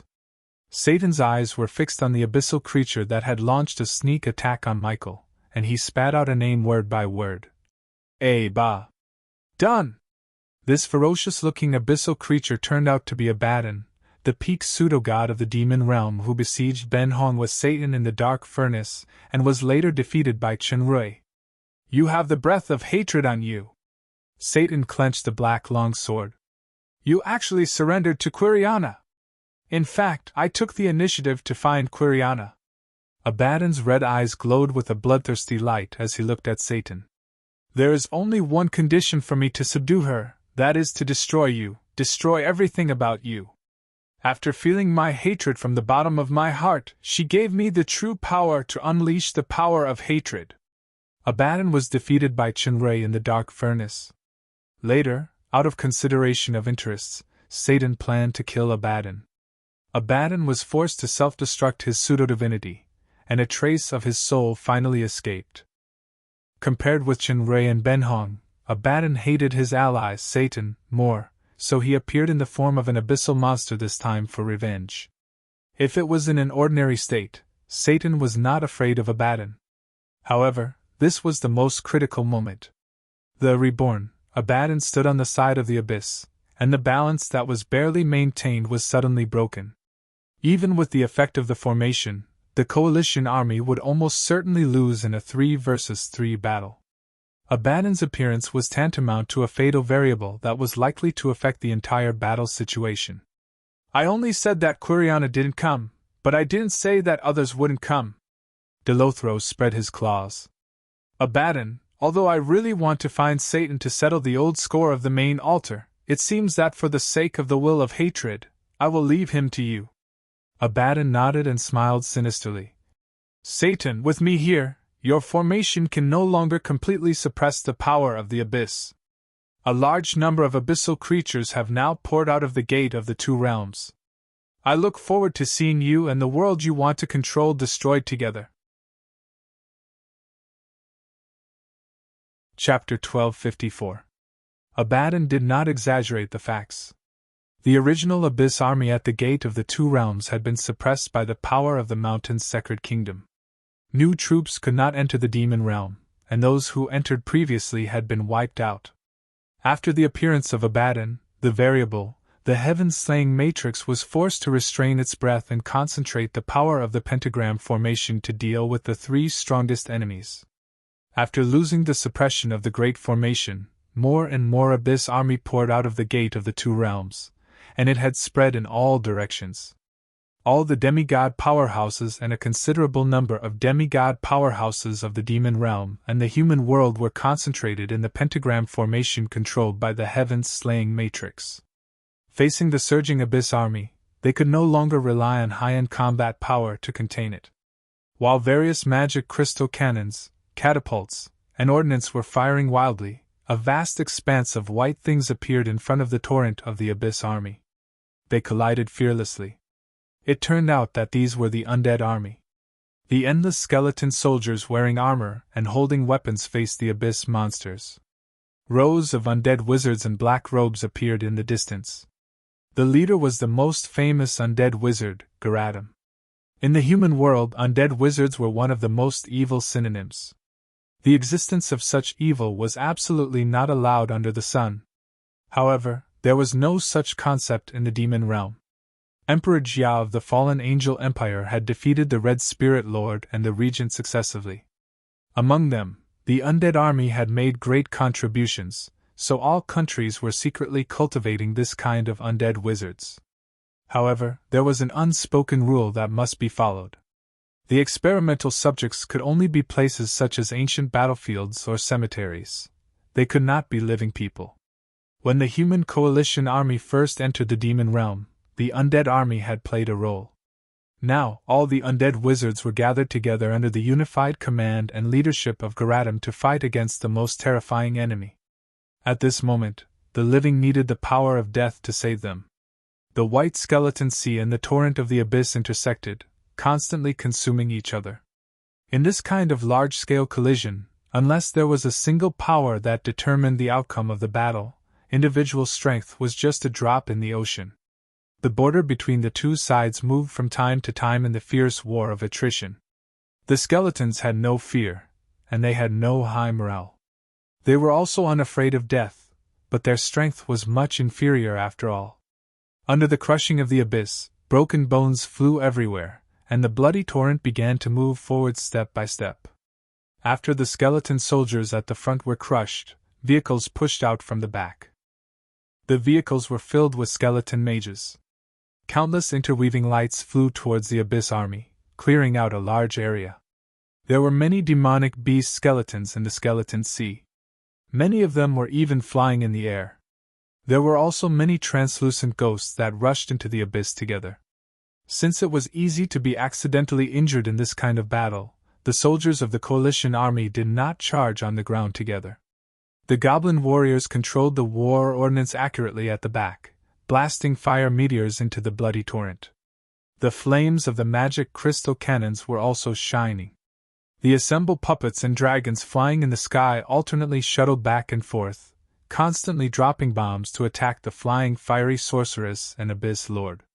Meanwhile, the snipers hidden in the distance were accurately hitting those boss-level monsters. Under such strong firepower, the abyss offensive was contained, and the morale of the coalition army was high. However, the seemingly huge undead army could not be truly endless. There would be a day when it would be exhausted. As for the coalition soldiers, it was impossible to maintain a high state of excitement forever. Even if it was like this for one day, what about 2 days, 3 days, or even longer? These two impossibilities were possibilities for the abyss army. No matter how many companions they lost, and no matter what kind of attacks they suffered, they never stopped and kept attacking crazily. This kind of craziness was equivalent to a kind of numbness. If it was a life form with a real consciousness, it might be a tragedy.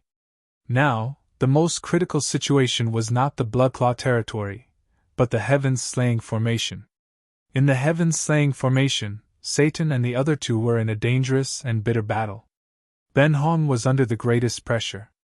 Even though the pentagram's power was balanced, Sasbaka's power was the strongest, and he was also the one who couldn't close the gap between them. In the beginning, because of the ingenuity of the water profound meaning, he had the upper hand for a while. However, the Lord of Fear was the Lord of Fear after all. After adapting to this fighting style, he quickly calmed down from his anger, and used his absolute power to firmly suppress Ben Hong. Compared with Ben Hong's battle, Michael's situation was the most dangerous. He was attacked by a baton before, and the injury from that blow was more serious than he imagined.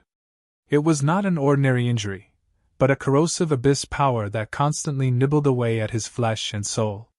Michael's opponent was Delacero, so there was no time to heal the injury and get rid of the abyss power. He could only use the power of the elemental arm to suppress the injury, and his combat power was inevitably reduced. Facing the Lord of Despair, who was stronger than him, he had a few more wounds on his body in just a few rounds, and the one under his ribs was so deep that the bone could be seen. The pressure Satan felt when facing Abaddon was definitely not as great as Michael and Ben Hong's, but his battle was the most intense. The two of them did not engage in guerrilla warfare. Instead, they fought each other head-on from the start. However, it was impossible for them to finish each other off in a short period of time. Abaddon had completely turned into the abyss, and his strength was stronger than before. Satan's strength was also improving, but in the Battle of the White Sea, he lost the Book of Destruction, which greatly damaged his vitality. Although he had basically recovered under the effect of potions and the Subkingdom, his combat power had inevitably declined. It was quite difficult to defeat Abaddon. Bang, bang, bang! Amidst the continuous explosions, Ben Hong's figure flew backwards. Facing this kind of pure energy shock, even the profound meaning of water could barely dissolve it.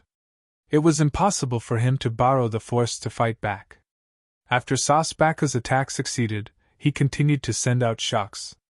Ben Hong finally could not maintain the state of close combat, and was knocked away. Sasbak had just suffered, so of course, he would not give her a chance to get close again. The red flame bow appeared in his hand, ready to shoot from a distance. Michael was bathed in blood, and he was also in danger. Delothro's strength was originally above him, and he had that kind of terrible soul shock. Even the elemental arm could not resist it. Satan had already noticed the predicament of Ben Hong and Michael. After a series of fierce attacks, he forced Abaddon away. The black longsword pointed to the sky, and a huge ancient snake shape appeared faintly in the sky.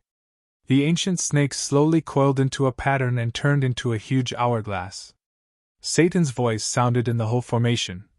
In the sacred mountain, I come and go among the gems that shine like fire. Those who know me will be surprised and frightened by me. In front of everyone, I turn into ashes in the divine fire, but the pride in my heart is still the same, and I am prepared for everything. The things of the world are detained by time, and time is trapped. In the short time it took to say these words, Abaddon had launched dozens of fierce attacks on Satan, but every time it was stopped in the void by some inexplicable force, and then disappeared. When Satan said, "Time is trapped," the black long sword in his hand turned into smoke and dissipated in the air. There seemed to be some sand in the hourglass, and it turned over and began to count. The time in this hourglass was especially slow. At the same time, everyone in the kingdom had a strange feeling. Everything seemed to have slowed down.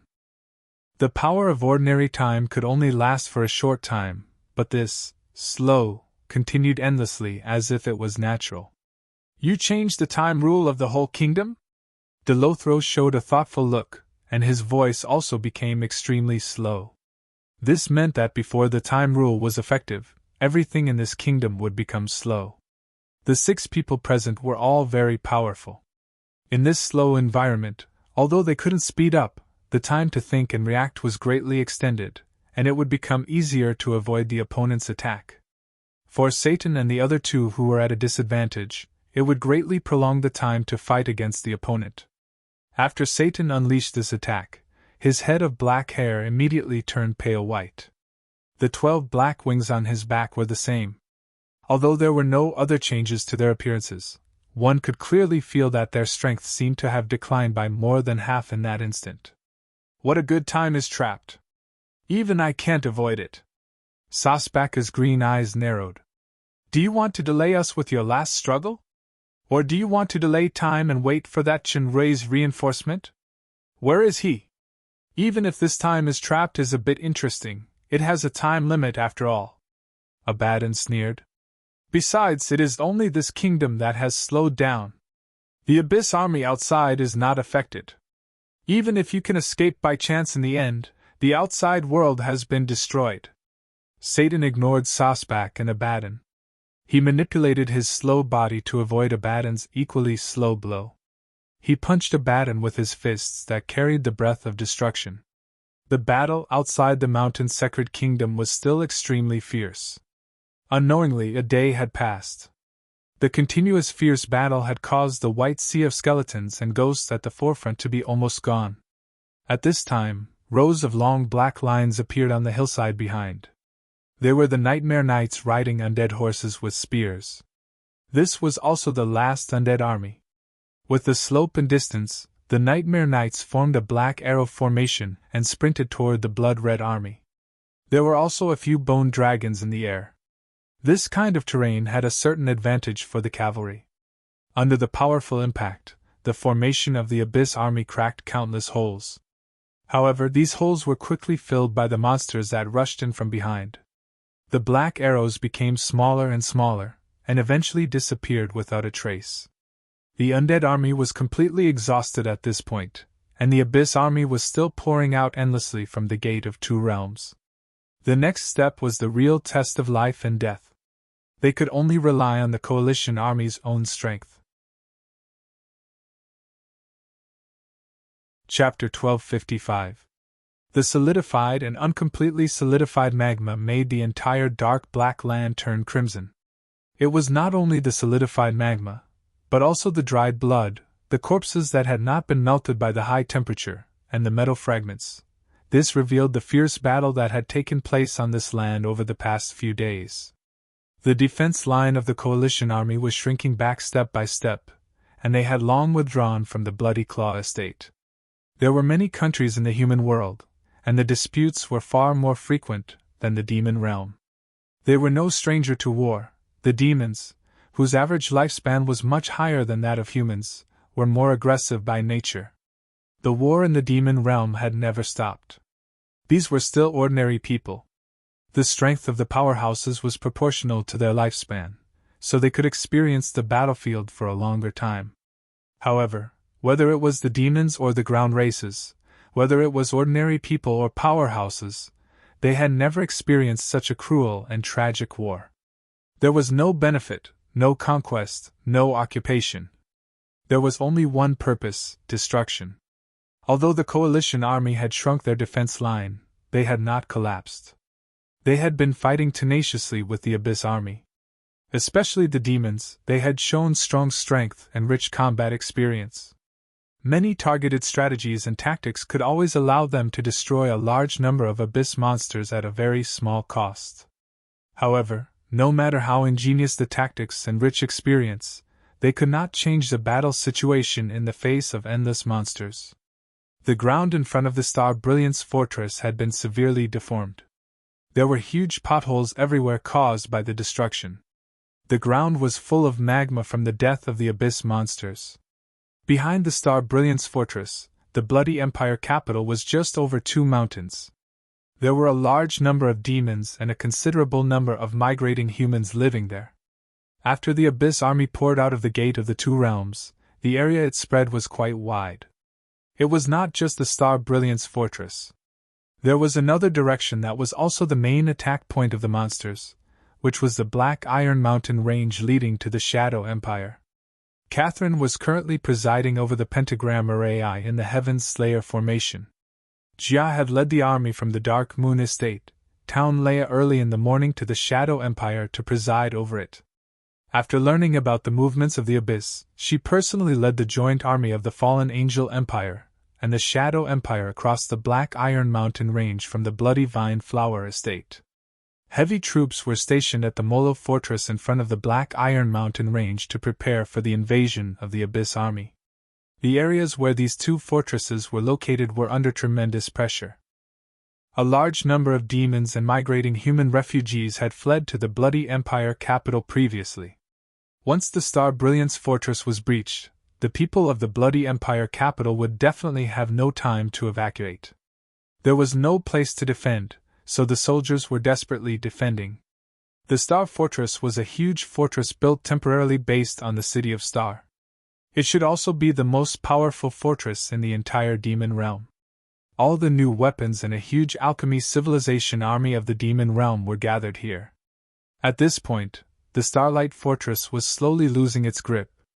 In the White Sea, the Star had once displayed great lethality and destroyed the Abyss fleet. However, that was the White Sea. With the geographical advantage, the Star could calmly destroy the enemies who were restrained by the terrain in the air. However, this was land, and the never-ending nature of the Abyssal army was vividly displayed. The Starlight had been severely damaged in the previous explosion, and it had not been completely repaired until now. Even though its firepower was still strong, it was clearly powerless in the face of the increasing number of abyssal monsters. The combat forces of the alchemy civilization had been lost by 2/3. In addition to the long-range titans and the lamp spirits who mainly assisted, the construct puppets, giant crystal beasts, and crystal beasts had suffered heavy losses. Although the City of Stars could temporarily create some soldiers, this speed was far from the rate of consumption. The fastest to manufacture was the assembled puppet with a large number of accessories, but even if it was manufactured, it must be controlled by a skilled pilot. The talent of the alchemy civilization's spiritual monsters was repair. After all, there were only a few who were good at this. For this reason, all the trainee pilots of the Bloody Empire were summoned to participate in the war. The coalition soldiers were covered with solidified blood and sweat. Their eyes looked mechanical and numb. Although there was a short break, and everyone was also distributed potions and food, maintaining such a high-intensity life-and-death battle for several consecutive days and nights was difficult even for an Iron Man. Many soldiers who took turns to rest even fell asleep while standing, but once they heard the sound of charging, they instinctively clenched their weapons and woke up. Even the alchemy creatures had times of exhaustion. The current situation of the defending army was very bad. The camp was full of injured soldiers. Even the soldiers who still had the power to fight were almost at their limit. The alchemy army also did not have much combat power left. The firepower of the star was also greatly weakened due to cooling or overuse damage. The bowstring that had been tightened repeatedly was already on the verge of breaking. The truly tireless abyssal monsters did not give the defending army much time to rest. After the previous wave of attacks was destroyed, a new wave of attacks soon began. On the distant horizon, a despairing blood-red color once again appeared. "If I can survive this battle, can I have the honor of inviting you to a candlelight dinner?" The one who spoke was a handsome elf, Sheening of the Magic Archer Legion of the Silver Moon Immortal Capital. He was a famous sharpshooter in the Coalition Army, and the object of his words was a valiant purple-haired beauty. She was the Legion commander of the Fallen Angel Empire's Flying Cloud Legion, Fallen Angel Royal Family, Rometty. Some elves and humans familiar with Sheening were surprised. Sheening was the dream lover of many female elves in the Silver Moon Immortal Capital, but because he was not good with words and had a proud nature, he rejected the love of many female elves. He was still single until now. Unexpectedly, he actually took the initiative to say such words to a woman, and it was even a woman from the demons. In fact, in these days of fighting side by side, Sheening gradually fell in love with this heroic female warrior whose marksmanship and archery were not inferior to his own. Now, before what might be the last battle of his life, the introverted elf finally took the initiative to express his love, which was rare. In those eyes, all the barriers such as race and camp disappeared, leaving only the purest feelings. If it was in the past, the proud elves would definitely not recognize this kind of love with a foreign race. Even the elf king Span and the fairy dragon Melia were recognized after the fallen elf calamity. But at this moment, the soldiers, including the elves, were jeering. "Say yes! Say yes!" Rometty looked at Sheening, and a strange light flashed in her eyes, but she pouted angrily in the direction of the Abyss army. "If you can beat me this time." Sheening's spirit was lifted. "Okay." The nearby soldiers all laughed loudly, and their morale was boosted a little. At this moment, a horn of command sounded in their ears. Sheening and Rometty looked serious and shouted in unison. "First Archer Legion, get ready!" Due to the heavy casualties of the previous battles, the 1st Archer Legion was a reorganized long-range legion, including elves, humans, and demons. Sheening and Rometty were both deputy commanders. The archers immediately stood neatly by the parapet wall, and the rest of the soldiers quickly prepared for battle. At this moment, there was no distinction between demons, humans, or other races. They only trusted their backs to each other, and faced the surging torrent of destruction together. In front of the Starlight Fortress, all kinds of lights shone again. No one could be sure if this was the last flash of hope. As the battle progressed, urgent reports were sent to the fortress headquarters. "The front can't hold on anymore. The enemy has broken through the wall." The guard captain, Kozina, hurriedly walked into the headquarters. The supreme commander in charge of the headquarters was Tiffany, the Bloody Empire's Empress, followed by Rex the Great and Sandro. The three of them were originally commanding the battle in front of the city, but Rex and Tiffany were injured in the battle a few days ago. Especially Tiffany, she was seriously injured, so she stayed in the headquarters. When they heard that the wall was broken, the two were shocked at the same time. Tiffany quickly asked, "Kozina, how many reinforcements do we have?" "Those who can fight have gone up, including the last batch of students from the Capital Academy." The female guard captain smiled bitterly. "Even the Ancient Legion's reserve forces are exhausted. At present, only the remaining Titans and the Lamp Legion are still fighting, but they can't hold on for long.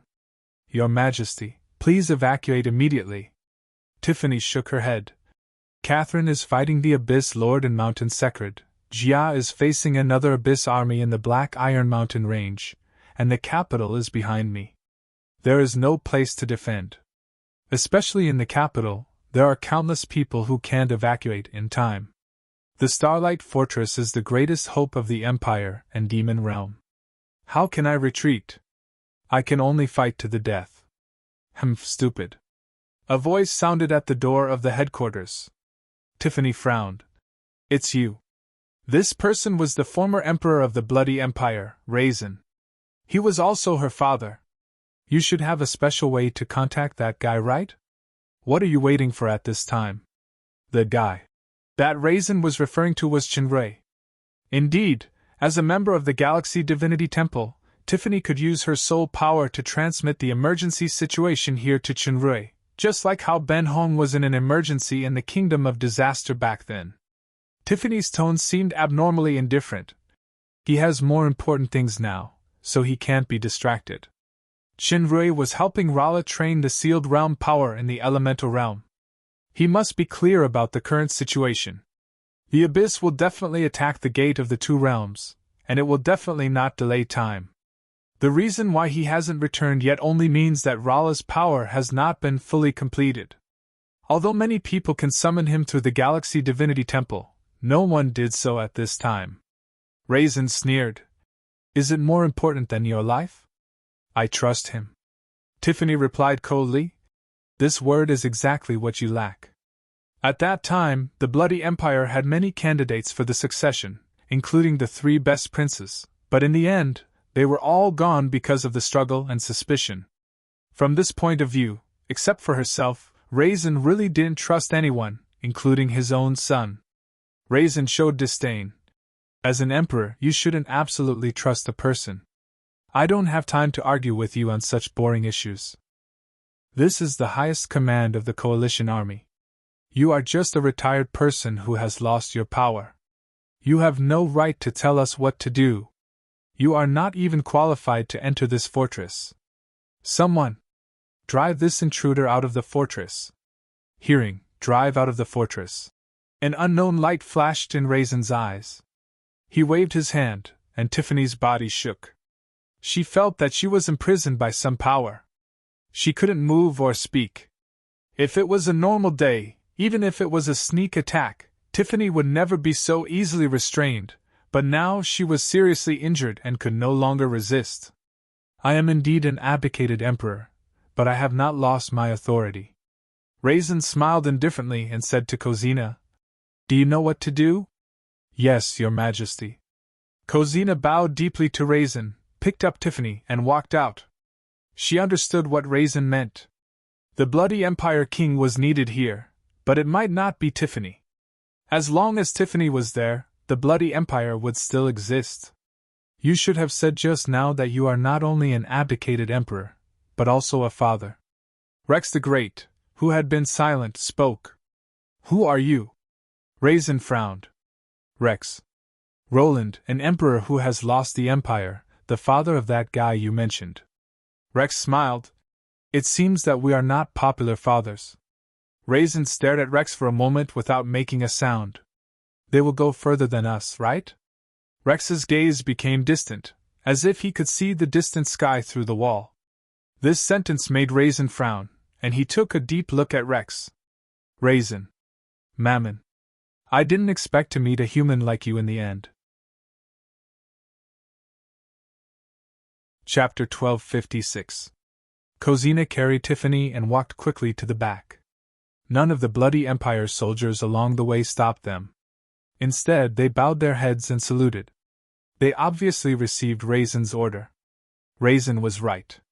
He was indeed an abdicated emperor, but he had not lost his authority. In the eyes of many Bloody Empire people, especially soldiers, he was still the supreme commander. What Rex said was also right. Raisin's words shouldn't actually be said like that, but Raisin said it like that because he was Raisin. Tiffany, who couldn't move, stared in the direction of the headquarters. Tears slowly fell from the corners of her eyes. Some words were still understood even if they weren't said like that. There was a time when she thought that she only had her mother left, so she wanted to leave the demon realm at all costs and return to her mother's side. As a result, in the face of cruel facts, she realized that she actually had nothing. After meeting Chinrui, Tiffany realized that she didn't have nothing. She still had love and hope. Until now, she finally discovered that the things that she thought were lost the earliest had always been there. Although the way of existence was not recognized, Existence was existence. She was not lonely now. It was only that man who was lonely. That father. She had never called that man that name since she was sensible. Now she had no chance even if she wanted to. Compared with the precarious fortress, the coalition army in the heaven-slaying formation was also an arrow at the end of its flight. More than half of the cultivators maintaining the pentagram formation had fallen. Only the two Dragon Emperor, Catherine Paglio, and Isabella were still struggling to hold on. Satan and the other two fought hard with all their might. Although they could barely compete with the two masters and Abaddon under the power of Time Trap and the pentagram formation, there were only a few sand of time left in the hourglass in the void. Once all of them leaked out, not only the effect of Time Trap would disappear, even the pentagram formation's balance would also dissipate. With the strength and state of Satan and the other two, they were no match for others at all. The last sand in the hourglass fell, and the image of the entire mountain sacred gradually disappeared. Everyone immediately felt that their power had returned to its peak state, and the flow of time had returned to normal. Ben Lay knew that under normal circumstances, Sasbach alone would be enough to annihilate the entire team. He immediately made up his mind. His energy of creation and energy of destruction rose up at the same time, rushing towards Sasbach. He wanted to use the collision of the energy of creation and energy of destruction like Baihai had done last time. He wanted to use the impact of the energy of creation and energy of destruction to destroy the strongest enemy together with him. Sasbach had learned his lesson last time, so he did not dare to underestimate Ben Hong. Although he didn't have the Book of Creation and the Book of Destruction, so it was impossible to create a huge explosion like the last time. If this human bomb got close to him, he would probably be severely injured. Therefore, he didn't hesitate to retreat, and put some distance between them. At the same time, the crimson flame bow released a dazzling red light, shooting through the air like a bolt of lightning. After losing the restrictions of Time Trap and balance, this arrow was far beyond the previous level in both power and speed. Ben Hong had no time to dodge in a hurry, and he couldn't get close to Sasbach to exert the strongest detonation power. He could only tilt his body with all his strength. Whoosh! This arrow swept past his shoulder, and the nearby armor suddenly turned into powder. The entire shoulder burst open, and blood mist flew everywhere. Ben Hong let out a muffled groan, and his whole body flew backward under the terrifying impact. He didn't fly far, and a strong warning sign appeared in his heart again. It turned out that in this short period of time, Sasbach's second arrow had already been charged, and the fierce momentum locked on her. On the crimson flame bow, the red arrow light flew out again. This arrow could no longer be dodged. At the same time, Michael also encountered a life-and-death crisis. Delothro's claws had already knocked away the Holy Cross sword, and it went straight to his heart. Michael crossed his right hand, and the elemental arm blocked in front of his chest. At this time, because of the serious injury and exhaustion, the elemental arm also lost its previous power. When Delothro's claws touched the colorful arm, a large crack immediately appeared, and then it shattered. Satan, on the other hand, was in dire straits under Abaddon's violent attacks. He who had used Time Trap was almost at the end of his rope, and his subkingdom was about to be annihilated. Not to mention defeating Abaddon, even resisting it was extremely strenuous. At this time, Tiffany's tears fell. The sparkling tears suddenly reflected the colors of the rainbow. In the sky, a rainbow light swept forward quickly, and there seemed to be a looming brilliance that seemed to cover the outside of the rainbow. In front of the Star Brilliance Fortress, the rainbow light in the sky was fleeting. The large amount of bloody red that poured into the air and the ground below suddenly trembled and stopped moving at the same time. Immediately afterward, they turned into particles and dissipated. Wherever the rainbow light passed, all the bloody torrents turned into nothingness. From a distance, it looked like the bloody tide was receding quickly, and the abyssal monsters were instantly cleared. In the extremely thin mountain sacred kingdom, a fatal arrow approached Ben Hong. At the critical moment, Ben Hong suddenly disappeared. At the critical moment, she was taken into the star-sealing platform by Chenrui and escaped a fatal arrow. However, a trace of her soul in the star-sealing platform soon asked to return to the battlefield at the Galaxy Divinity Temple. Chenrui understood her mood, so he let her out again. Ben Hong's right shoulder was almost completely destroyed. The fusion time of the star-sealing platform was too short to have a healing effect, but as long as time allowed, it should be healed. Satan's hair and wings had turned gray, which was obviously caused by the exhaustion of power. This kind of exhaustion was not exhaustion, but real decline. Even if the injury was cured, it would be quite difficult to recover. Michael's injury was the most serious. His right arm was shattered again, and there were 5 bloody holes in his chest. Although Rala attacked in time just now, her vital parts were still injured, and this wound was nothing compared to the rest of his body. He could feel the connection of Catherine, Paglio, Isabella, and others nearby, but their breaths were very weak. Obviously, they were seriously injured. One could imagine the intensity of this battle. It seemed that although he and Rala had rushed back as soon as possible, they were still a little late. Fortunately, it was not too late. Chenrui took a deep breath and returned his gaze to Sasbak. In the face of the powerful power displayed by the flaming bow, Chenrui did not take out the more powerful artifact, the moonlight bow of the sea of clouds and moonlight. He just looked at it quietly, and the stars in the outline of his body became clearer. In the blink of an eye, the power that Sasbak had been brewing had burned to the peak. The blood-red light of the flaming bow whistled out and arrived in front of Chenrui in the blink of an eye, penetrating his heart. This arrow did not simply penetrate, but stayed in Chenrui's body. The terrifying fear source continued to spread in all directions. Ben Hong and the other 2 did not expect that Chenrui would be so easily hit by the arrow. However, in the next second, the 3 of them were even more shocked. The transparent body shining with starlight just looked down at the blood-red arrow in his heart. The light of the arrow began to weaken rapidly, and in a moment it disappeared. He had taken it with his body. Sasbak could hardly believe his eyes. How could this enemy's power reach such a level? What happened in such a short time? Delothro was also shocked. This power had surpassed Sasbak's, and he was afraid that even Quiriana's power was the origin of creation and origin of destruction? Sasbak's green eyes stared at Chenrui. Suddenly, he seemed to understand something. No, you used the way of burning your life to display this special power. Ben Hong was shocked. She was more familiar with Chenrui's power than Sasbak. It should be the power of burning the origin of creation and origin of destruction, which combined with the power of the all-stars in the sky, and exerted a great power close to the origin of the universe. This kind of vitality did not belong to the life in the Holy Kingdom, but his own. It was not a simple burning, but burning at a double speed. The stronger the power, the faster the burning.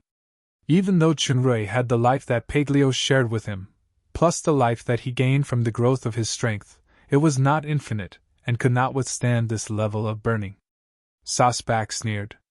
I don't know how you understood this power. I also admit that this power is beyond imagination. However, even if you can barely match Quiriana with this suicidal method, so what? Our lives and will are endless. How much life do you have to burn? I don't need to burn all of you. I just need to annihilate you. Chenrui shook his head. What I need more is time. We won't give you time, either will Quiriana. Sasbak's bow shone with blood-red light again. In any case, Chenrui's potential was too terrible, and he could not be given time to grow. While they were talking, Delothro and Abaddon had already flown toward Chenrui. They thought that if they joined forces, they could at least consume Chenrui's vitality to a greater extent. Time is created by oneself, Chenrui said lightly. Delothro and Abaddon felt a chill down their spines at the same time. This terrifying sense of threat did not come from Chenrui, but from Rala. Chapter 1257. A pair of huge wings appeared on Rala's back. They were not angel wings, but butterfly wings. The butterfly wings were transparent and emitted rainbow light. As soon as the butterfly wings appeared, everyone felt an inconceivable aura of power. This power was far beyond the strength that Chun-Rui showed in the confrontation with Sasbak. The butterfly wings trembled. Looking closely, it was actually vibrating at high speed. This vibration made the powerful breath rise again, reaching an extremely terrifying level in an instant. The fairy dragon's whole body was shining with a strong colorful light, and the nebula behind her was becoming more and more transparent. The main star was faintly in the shape of a rainbow. As the light shone, a rainbow light shot out. Elemental power? It's actually so powerful! Sasbak was taken aback. It was already quite amazing that Chun-Rui could have his current strength. Why did this woman named Rala also become so powerful? The most horrified ones were Abaddon and dear Lazaro because this rainbow was flying straight toward them. Under the shroud of the amazing power breath, the two seemed to be bound by some invisible force. They couldn't move and could only stand still helplessly. No! The trace of power in this is authority! Sasbak looked at the rainbow light in shock, and he suddenly realized that the real target of this blow was the gate of the two realms. Dear Lazaro was one of the three rulers after all. At the moment when the rainbow approached him, his body made a sudden explosion, turned into several phantasms, and escaped from the range of the rainbow. Abaddon didn't have this kind of ability.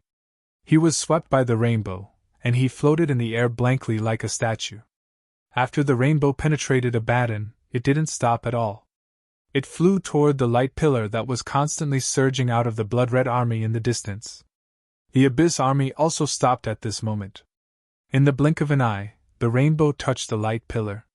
There was no earth-shattering explosion, it just slowly sank into the light pillar. In a flash, the light pillar trembled. At this moment, all the space of the demon realm was trembling as if there was some kind of resonance. Then the space around the gate of the two realms was violently deformed and distorted. Whether it was Sasbak, Chun-Rui, or others, they couldn't release any power at this time. The pillar of light from the gate of the two realms dimmed bit by bit, and finally disappeared without a trace. All the distortions and vibrations returned to normal. Sasbak clearly felt that the power of space had completely changed. Not only was the gate of the two realms closed, but the entire space of the demon realm was also closed. In the past, whether it was the demon realm or the human world, they could use space ability and some special rituals to open the space to enter each other's territory. Although there was considerable danger, it was a feasible path after all. However, now that the space was completely closed, it meant that this path was completely cut off. Before the gate of the two realms was reopened, neither the Abyss army nor the three rulers would be able to enter the demon world. Even if Quiriana rushed over now, it would be useless, and Sasbak and the other two would be unable to return. To be precise, there were two of them. This was because the moment the gate of the two realms disappeared, the Abyssal army and Abaddon who had just been swept by the colorful light turned into ashes and disappeared without a trace. Not only Abaddon and the Abyss army, but also Delothro's body was missing a part. Although he used a secret spell to escape, he was still hit by the colorful light. The Despair Lord was horrified to find that the wound began to spread, and his body was quickly decomposed. Even with his immortal body, he couldn't heal it. Elemental authority! Extreme universe annihilation! Delothro gritted his teeth and said these two words. The pain had made him fully understand. You actually got a trace of the authority of the goddess of element? After Rala launched this attack, the butterfly wings behind her gradually dimmed, and the incredible aura lingering around her body began to decline rapidly. She seemed extremely tired both physically and mentally. Just now, I used extreme universe annihilation to invoke that trace of authority, triggered the power of the authority boundary, and closed the gate of the two realms.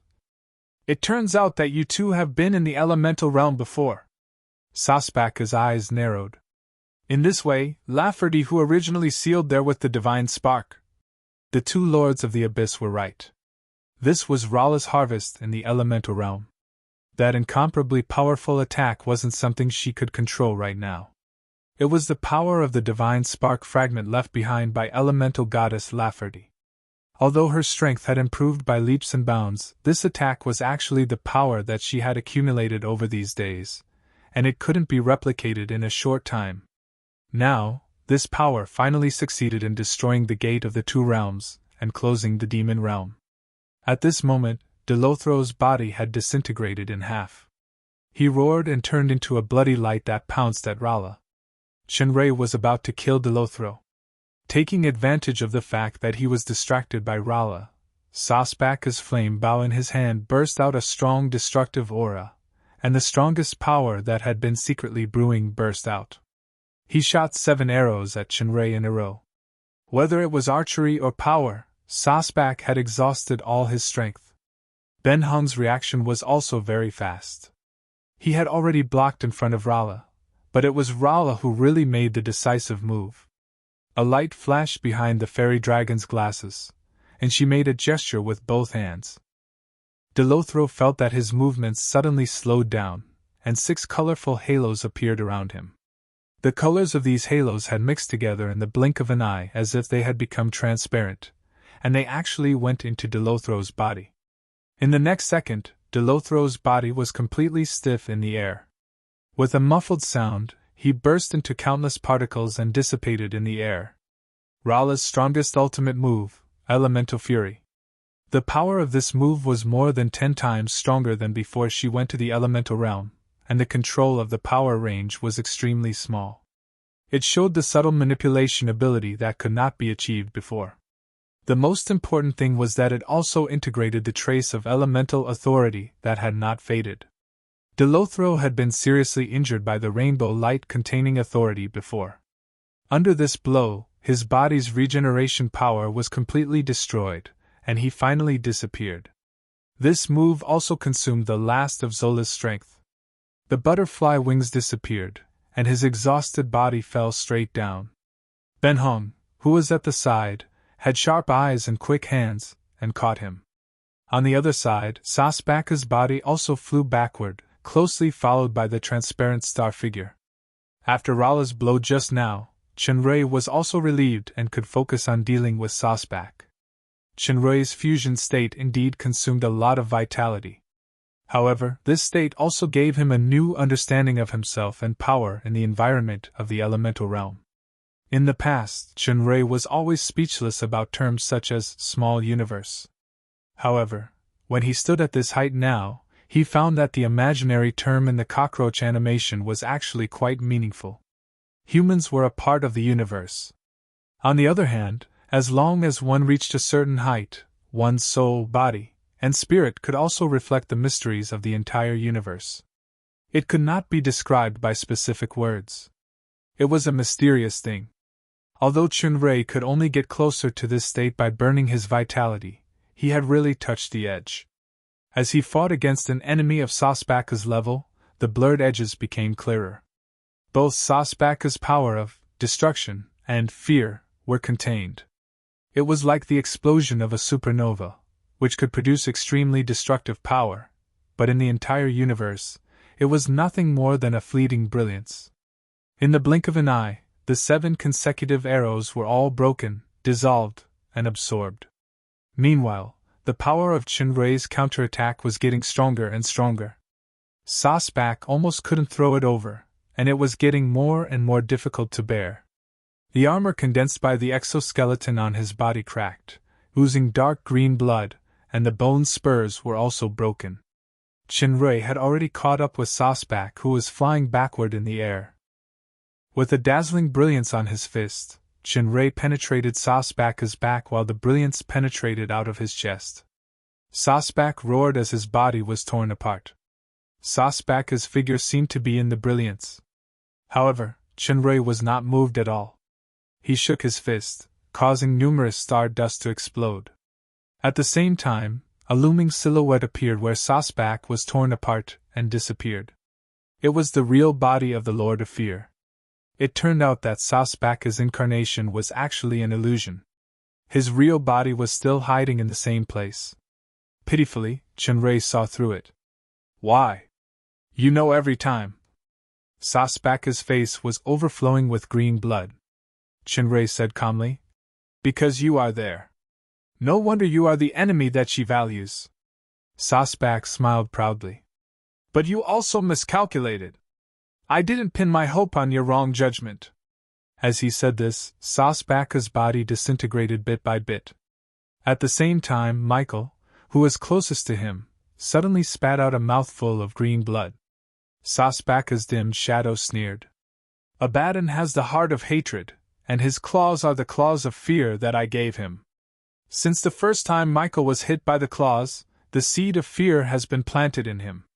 Now I have integrated my soul into his body. If you want to destroy me, or to be more precise, to destroy my current soul, the price is to kill Michael as well. Damn it! Michael roared. His body glowed with holy light, and the golden wings behind him burned. However, it couldn't dispel the source of fear in his soul. Instead, his left pupil turned green. Among the three lords of the abyss, the one Michael hated the most was Sasbak, who destroyed the holy mountain of light and forced Raphael to self-destruct. The second was Quiriana, who indirectly caused the destruction of Gabriel. Now, he was actually possessed by the power that he hated the most. Very good hatred. Unfortunately, there is no fear. Sasbak's shadow disappeared, and a voice came from Michael's left eye. Shinrei, quickly destroy me. Kill your partner who fought side by side with your own hands. Sasbak had countless combat experiences and knew people like Shinrei very well. This kind of person had fetters that he couldn't understand. Sometimes, he would rather die than attack his partner. If he killed Michael, then it would definitely leave an indelible flaw in his heart. If he didn't kill him, then he would completely integrate with Michael's body step by step, turning Michael into the second Lord of Fear. Shinrei clenched his fists. He had indeed miscalculated. He didn't expect Sasbak to have such a trick up his sleeve. Michael had been his enemy and opponent from the beginning. The three supreme angels had fought fiercely with him. However, the most annoying Raphael had actually used self-destruction to exchange for the survival of his partner. Gabriel had given her life and power to Ben Hong to die in her place. Michael had been fighting side by side with him until now. Even if they still wouldn't be friends after the war ended, now, Michael was a partner. Satan was also a partner. In order to help him buy time, he had fought until now. Although his power had expanded to the peak, and he could destroy Michael's body and soul with a wave of his hand, Shinrei still couldn't do it. This struggle fell into Michael's eyes. This once high and mighty archangel was silent. If it was him, and the one being possessed was Shinrei, would he be so hesitant? Michael raised his head, and his gaze pierced through the distant horizon as if he had crossed through time. He suddenly smiled and then asked an unexpected question. Shinrei, in your understanding, what exactly is the abyss? Shinrei was stunned. Why would Michael still ask such a question at this time? Ben Hong and Satan's expressions changed. Michael had already given the answer himself. They are cursed existences and were once supreme existences. When saying this, Michael's body trembled, and a large amount of blood flowed out from the corners of his eyes and ears. Chapter 1258. The abyss was a cursed existence. Shinrei had heard of this phrase before, but he had never heard of the latter phrase, supreme existence. God? Shinrei finally asked. Where there is creation, there is destruction. Where there is light, there is darkness. Michael didn't care about the sudden damage to his body. Gods can have and represent the great power of faith, but they aren't truly perfect. You mean, looking at it from another perspective, they are just people with God-level strength? Shinrei asked again. Michael smiled calmly. This analogy is very appropriate. Those who look down on the common people aren't without desires. On the contrary, their desires and power are directly proportional. Perhaps it is because of this that evil consequences are caused later. As for the abyss, to be precise, it isn't a god, but a divinity of darkness. Divinity of darkness? Shinrei couldn't wrap his head around it. What did he mean? As soon as Michael finished speaking, more blood flowed out of his eyes, nose, and mouth at the same time. The blood was mixed with a green aura of destruction. All the blood was quickly disintegrated and annihilated in the air. "Wait a minute!" Sasbaka's voice appeared in the left eye. Deep fear could be seen in the left eye. Sasbaka's calculations weren't wrong. He had accurately calculated Shinrui, but he didn't calculate Michael. "You must pay a high price to corrode my soul! Now, it's impossible for you to escape." Michael's right eye revealed a proud look. At this moment, he was still that proud archangel. "Because of the curse, the negative soul has taken away a part of the divinity. This is the will of the abyss. Destruction, hatred, fear, despair." Before Shinrui could ask, Michael had already said it to himself. When he said this, there was an explosive sound coming from his limbs. He couldn't stand up anymore and slowly sat on the ground. "Curse?" Shinrui was still confused. Who cursed the gods? Who could curse the gods? Everything begins with the war of the gods. Michael sighed softly as if he was reminiscing about something. After revealing so many secrets, his body and soul had suffered unimaginable damage. However, he didn't care about it. He was just reminiscing. Battle of the gods? Shinrui thought of a very familiar term, the twilight of the gods. As far as he knew, there was a similar story in the myths of Earth in his previous life. It was like the war between the gods led by Odin and the giants in Norse mythology. Almost all the gods, including Odin and Thor, the god of thunder, fell. In the end, the universe was destroyed and order was restored. When he first came to the demon realm, Shinrui also used the version of Havoc in heaven to fool Aldous, Alice, and others. With the improvement of his strength and knowledge level, he knew that this world really had the twilight of the gods. It should be an unimaginable destruction. The huge corpses, in the mysterious place, the gods that had been missing for countless years. There are a total of 2 battles of the gods. Michael's answer surprised Shinrui. There are actually 2. As soon as Michael said this, the outline of his body suddenly blurred a little, and his power and breath weakened rapidly. Shinrui suddenly realized. Enough. That's enough. As expected, these secrets were taboos imposed by special rules. They couldn't be expressed in any way.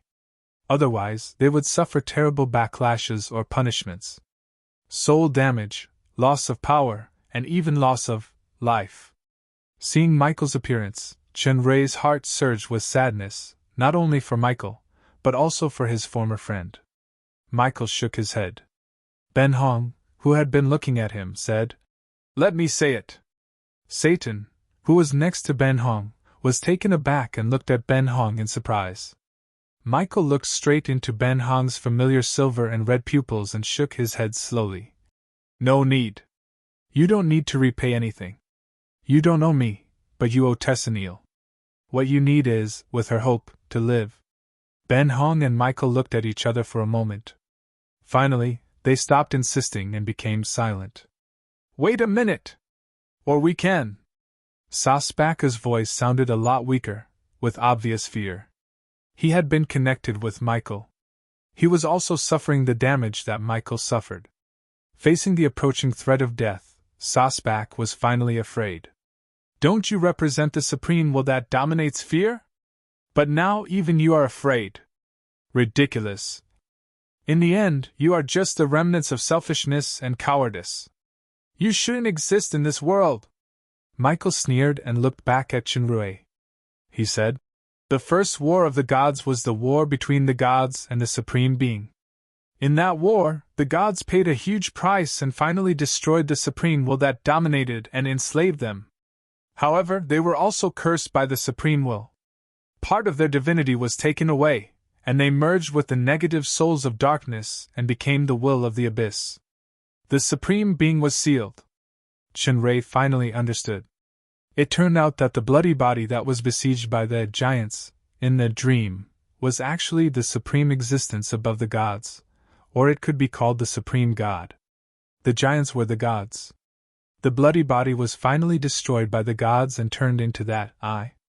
This made Shinrui think of the succession of divine powers in Greek mythology. The Titans overthrew the rule of their father, the god of the sky, Uranus. However, the Titans were later defeated by their descendants, the Olympian gods led by Zeus. The first war of the gods didn't end. The gods were horrified to find that as the will of the abyss was destroyed, their power was also fading and dying. The divinity of darkness was like the twins of fate, tightly bound to them. If they destroyed themselves in the mirror, they would also be destroyed. Michael's words reminded Shinrei of his previous experience in the strange mirror world. This was the choice that Elixir gave him. If he killed the people in the mirror world, the main body of this world would also disappear. Since the gods destroying the will of the abyss was equivalent to suicide, then their final choice was banishment. Michael had already said the answer that Shinrei guessed in his heart. They banished the abyss to a space outside the main plane and sealed it. Then, they used their power to seal the entire main plane and completely isolated it. It was like a box that wrapped itself inside. In fact, although this box protected itself, it also imprisoned itself. Shinrei nodded involuntarily, only to hear Michael continue. After thinking that they had completely solved the disaster of the abyss, the gods began to enjoy that kind of high and mighty life of freedom. However, their desires were endless. After losing their common enemy, the conflict between the gods intensified due to the conflict of interests. In the end, they split into two camps, and once again started a war. If the purpose of the first war of the gods was freedom, then the purpose of the second war of the gods was desire. This was a terrible catastrophe that affected all living beings. Everything below the god level was cannon fodder. Just as pseudo-god level strength alone, countless people died in the war. Later, the gods also began to fall. Ironically, in the end, the one who ended all of this was just a small chess piece in their eyes. Lucifer! Shinrei blurted out. In the illusion he saw, Lucifer used the supreme key formed by the 7 artifacts to summon the I and destroy the gods. Was this the truth of the twilight of the gods? What role did Lucifer play in the 2 wars of the gods? Why could he summon the I? What was his relationship with the elemental goddess Lafferty? What did the Book of Creation, Book of Destruction, and Book of Life and Death represent?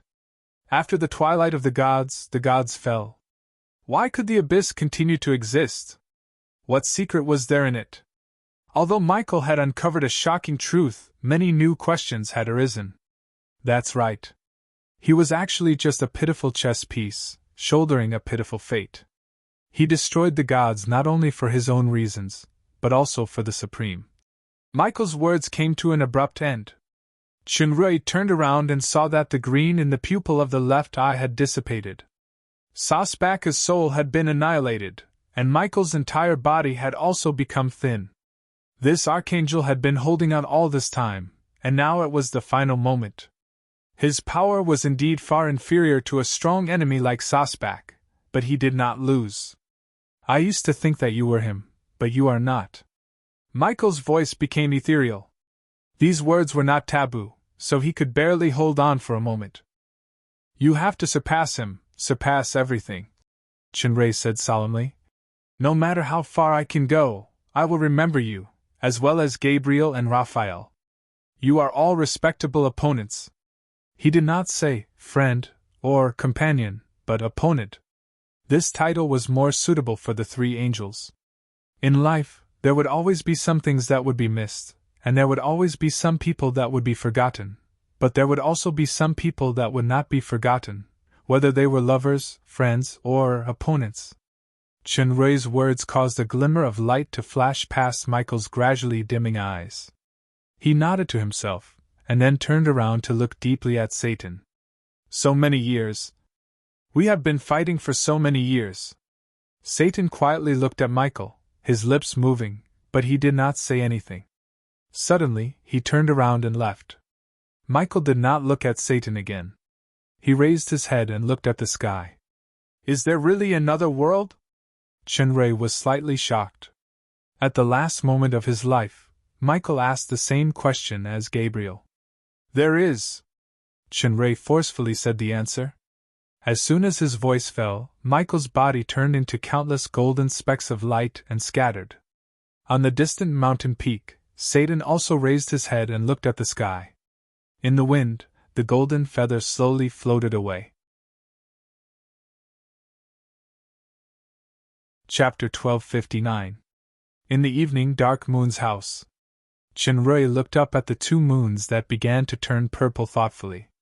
Michael revealed many secrets at the cost of his life, revealing the fog that had been shrouding his heart, at least part of it.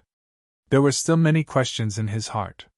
The biggest one was that the will of the abyss was the dark divinity of the gods cursed by the supreme god. It was equal to a part of the gods' life and power, so the gods did not dare to completely destroy them. Instead, they used a method of banishment and sealing. In the second war of the gods should have fallen under the supreme god's power summoned by Lucifer. Then, the will of the abyss, which was connected to the fate of the gods, should have dissipated. Why does it still exist until now? Sasbach and Delothro have been annihilated, but the will of fear and despair has not been destroyed. Ben Hong's words interrupted Chenrui's thoughts. As long as the right body is found, a new fear master and despair master will be born? Chenrui understood. The master is actually just the embodiment of the will, or just a slave. The will is the real abyss? Then, even if all three masters are defeated, it will not help. Unless the real will of the abyss is destroyed. It's not destroy. When Ben Hong heard the last sentence, he shook his head. It can only be surpassed. Chenrui thought of Michael's words before his death. You have to surpass him, surpass everyone, surpass Lucifer, and then surpass a higher one? Well, you don't have to explain the rest. I will find the answer myself. Chenrui stopped Ben Hong's next words. At this point, the answer is no longer important. What matters is the result. If we can't change the result, everything is just in vain. Ben Hong knew what Chenrui was worried about, and he was silent. The sound of footsteps came from behind. Chenrui turned around and saw Satan. His original black hair had turned gray, and his whole person showed a sense of tiredness. Satan, your strength. Chenrui furrowed his brows. He could feel that Satan's weakness wasn't just on the surface, but his soul, life, and strength were declining at the same time. In fact, ever since that battle, Satan's strength had been weakening day by day. This was the result of extreme overdraft of his strength. Perhaps Chenrui can help you, Ben Hong suddenly said. If you trust me, I will do everything I can. Chenrui nodded. Although Satan's situation was terrible and couldn't be healed with potions or magic, the star-sealing platform and god-sealing platform might play a role. If Satan hadn't used time trap to hold Sasbach and the others back then, even if he and Rala could rush over, the demon realm would probably have been destroyed. You are not he, and I am not she. Satan looked at Ben Hong indifferently. I have my own path. Even if this path is the most difficult, I will still go on. Both of them were demon overlord powerhouses. They were also famous archers and sharpshooters. Love was a complicated and wonderful thing. Some people might not be able to have sparks when they get along every day, but some people could fall in love at first sight, or just need a trigger point. In the fierce battle against the abyss side by side, the elf fell in love with the valiant demon's woman. At the critical moment of life and death while facing the abyss, Xining, who had always been arrogant and introverted, took the initiative to express his feelings to Rometi. After the war, both of them were lucky to survive. After a romantic candlelight dinner, their relationship progressed rapidly. Everything happened. It seemed too fast, but it was so natural. The biggest focus of attention in this wedding was not the union of the two sharpshooters and the Legion leader, but the race. The union of demons and the races of the human world would definitely be regarded as a taboo in the past, but at this time and place, it was widely recognized and blessed. Jia, the Empress of the fallen angel empire, and the new Empress of the elves, Phyllis, attended the wedding and sent their blessings to both parties. This was an epoch-making wedding. Although it was hyped into a political event for many reasons, it was a perfect wedding for Xining and Rometi, the lovers. For many races of the demon realm, this was just the beginning of common survival and common development. In fact, Shining and Rometty were not the first alien couple to unite after the war. Half a month ago, Groas of Ryuzuka secretly got together with Tulsa of the Elves. The sparks of love were also ignited in the fierce battle of life and death with the Abyss. Groas once had a crush on Rala's mother, Maria, for tens of thousands of years, but Maria eventually got together with the Elf King, Span. Now, Groas himself also found an elf partner. Everything that happened was fate. Groas and Tulsa's wedding only invited friends in a small circle. Since he could no longer return to Ryuzuku, Span could not use the dragon's scale of wealth to avenge the loss of his family property that year. He could only use the newly produced top-grade liquor to get Groas drunk, which was considered as collecting some interest. In the song and laughter, the previous haze of death finally dispersed bit by bit. Life was so precious. These people who survived on the edge of death would only cherish it more. Chapter 1260. Outskirts of Dark Moon City, Blue Lake. Looking at the moon of the demon realm like this, it's an incredible feeling. Palgoris sat on the grass and looked up at the two silver-white moons in the sky. I think of Novak's famous moon poem. The cool wind blows your face. I, who is outside the window, bathed in the moonlight, listening to your tranquility. Rex on the side nodded. Although there was a big age gap between the two, they were friends when they were on the surface world. Palgoris admired Rex's political ability very much. He also carried out a series of centralization reforms in Ryuzuku under his suggestion, making the Dragon Emperor's position more stable. You're so elegant. It's a pity that you don't become a swindling bard. Dragon Emperor, a career with no future, is really not suitable for you. The discordant voice came from Agilas not far away. Although the two Dragon Emperors spared no effort to fight side by side against the Abyss, they were natural enemies once they were not in combat. Palgoris sneered. It's better than having a guy who just eats and waits for death. The Dragon Emperor has been in power for thousands of years, and the Dragon Island is still a small force in the wilderness. This is called transcendence, understand? Agilas retorted. Is Ryuzuka very strong? Isn't it just cozying up to the human forces? And the so-called dragon riders, it's simply betraying the dignity of the giant dragons to compromise. To put it bluntly, it's just offering its face to be a mount for others. Do you want to fight, Agilas? Palgoris said sternly. A group fight or a one-on-one fight, say the word. If you're afraid, you're a coward. This is the demon realm with rich dark elements. A one-on-one fight is bullying you too much. Do you dare to fight as a group? Palgoris's fighting spirit was strong, and he stood up. Let's fight as a group. The loser has to kowtow and make a detour when he sees the winner in the future. Do you dare? That's settled. Agilas also stood up, looked at the people nearby, and said confidently, Rala is Chinray's wife. She is considered as the dragons of the demon realm. My people also have Laelia, Oliphius, Paglio, and Crobolus on my side. You can attack as you wish. Can your old man be any more shameless? Paglio took a sip of wine and looked at Lala speechlessly. Among the dragons who came to the Blue Lake for an outing today, apart from the few that Augustus mentioned, there was only Queen Sophia of Palgoris. Palgoris and Augustus were equally matched in strength. As for Sophia, she was a non-combat type.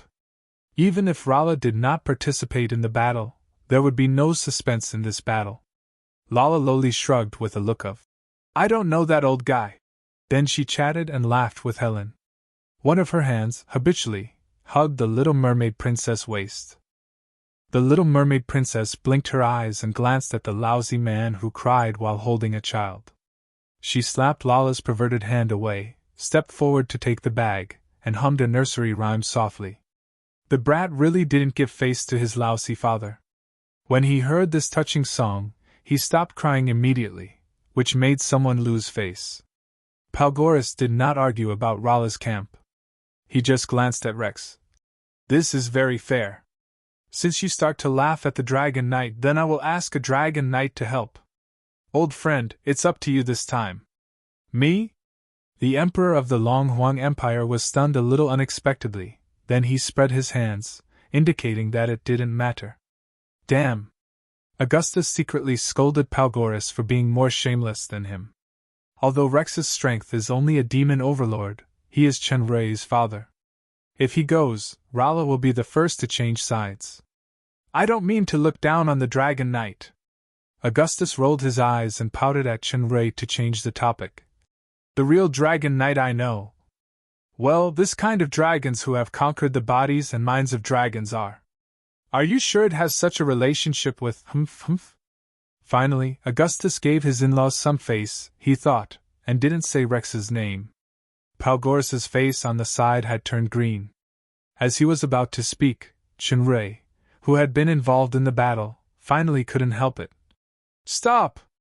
Dragon Knight?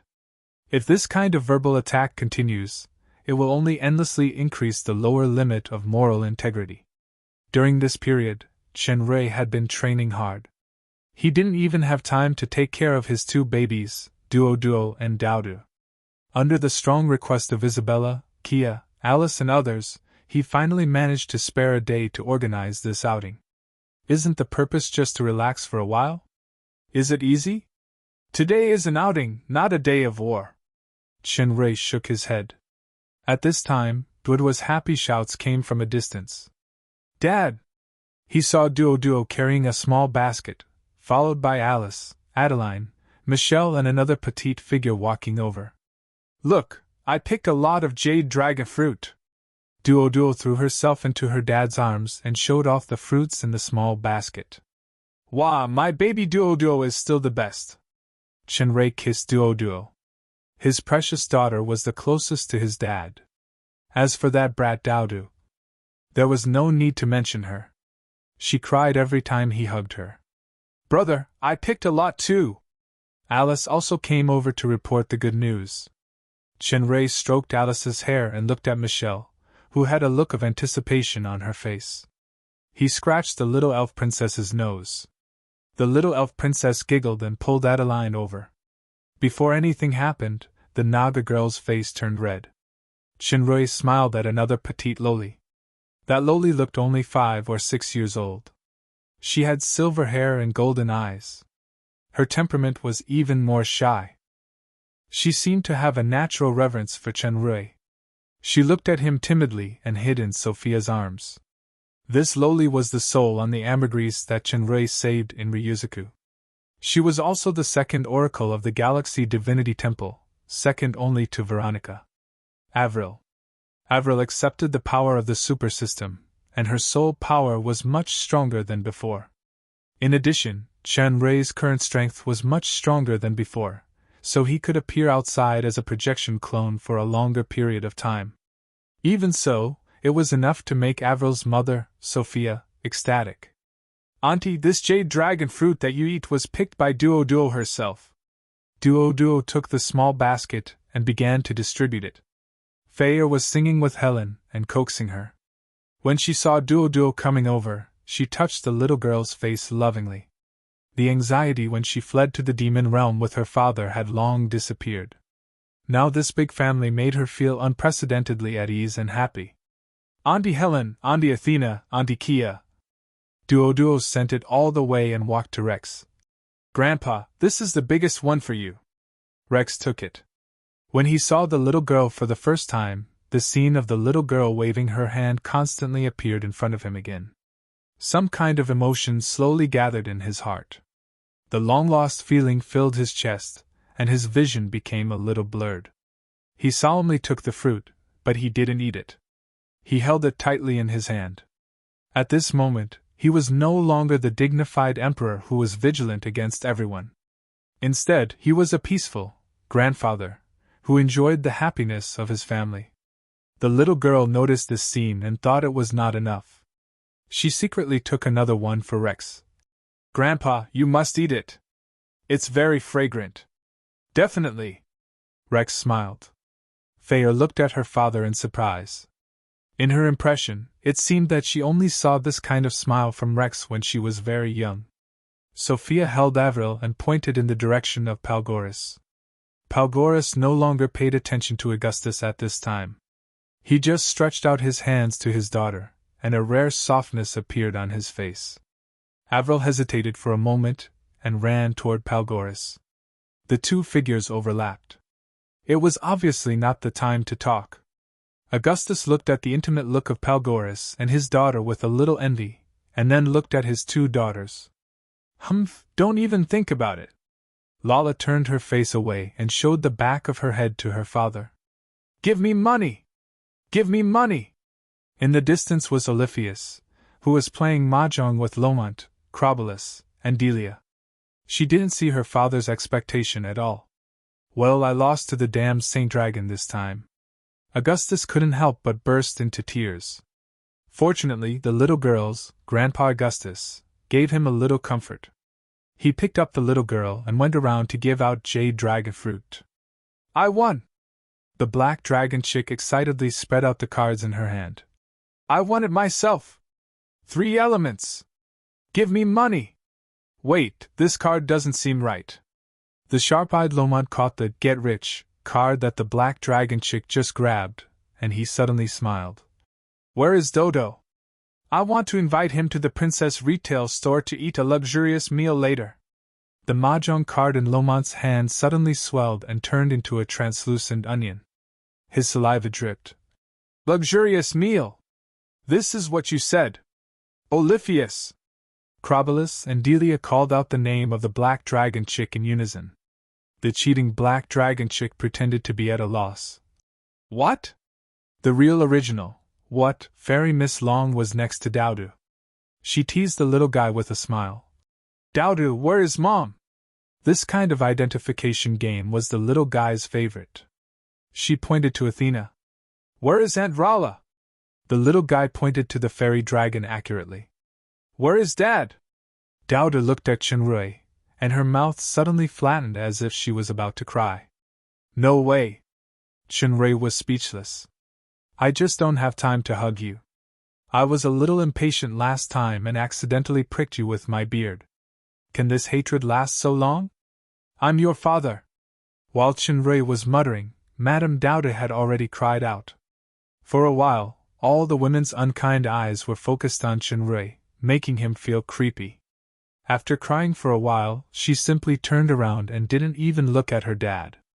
She reached out to Ben Hong, who was outside the circle of women. Hug! This was a very strange thing. Duo had always been a little afraid of Ben Hong. She didn't know if it was because of the midwifery, but Dowda was very close to Ben Hong. Ben Hong hesitated a little. Looking at Athena's encouraging face, he finally stepped forward and hugged Dowda. His movements were careful and clumsy, lest he couldn't hold her well. Dowda seemed to be in a good mood and laughed happily. Naughty children always liked the new and hated the old. Ben Hong quickly returned the child to Athena and still stood aside. Although they were far apart, it felt like he was no longer the outsider who would only watch from afar. It's really a great moonlight. Chenrui smiled at Palgoris and lay comfortably on the grass in the noisy and peaceful atmosphere. Even famous generals like George and Gerard were full of praise for his commanding ability. Everyone knew that the calamity of the abyss had not truly ended yet. People had to learn to overcome their fear and bravely face these terrifying enemies, fighting to the end. This was the main theme of this virtual competition, and it was supported by all the races. Individual events included archery, construction puppets, and unrestricted combat. There were also aspects of esports. For example, archery wasn't as simple as shooting arrows at a target. One of the events was to kill or snipe a certain number of abyssal monsters within a set amount of time while escaping unscathed. In addition to virtual competition, there was also real puppet control. As for combat, it was always the most attractive event. Different from the past, this time it was divided into 2 groups, super level and normal strength. The 2 dragon emperors of the surface world and the demon realm dragons would be in the super level group and accept the challenge of the final winner. This was the first great games of the demon realm. There was no race and no limit on the number of people. There was a corresponding elimination round in the game of magic. Everyone could sign up. As long as they reached the standard, they would be qualified to participate in the main competition. It caused a craze in the entire demon realm. The significance was equally extraordinary. All races united and became stronger through training to fight against the common enemy. In fact, many people, especially the high-level powerhouses, were very clear that strengthening the body was only the foundation. It was to strengthen the ability to survive against the Abyss army. What really determined the outcome of the entire war was the peak duel of the highest level. In the previous battle with the Abyss, the coalition army suffered a heavy loss of peak fake gods. The 3 strongest angels of the surface world were all dead. Raquel died in the hands of Sasbach, and Satan's strength was greatly damaged. Although 2 of the 3 lords of the Abyss were annihilated, the will of fear and despair did not really disappear. As long as there was time, a new lord would appear.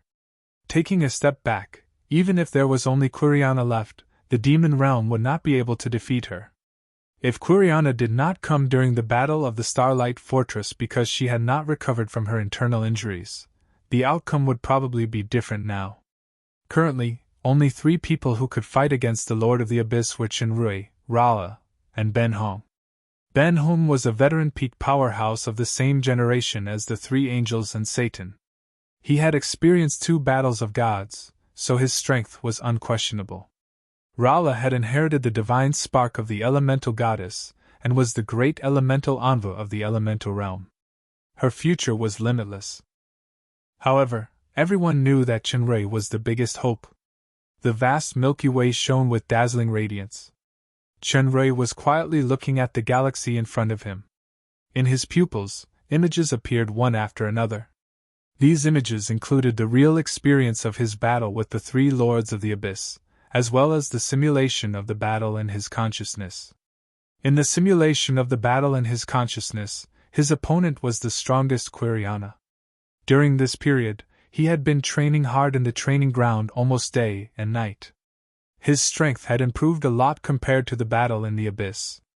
However, even if he tried his best and completely fused with the God of Stars mirror at the cost of burning his life, referred to as burning stars, he could only barely defeat Quiriana's first Abyss transformation.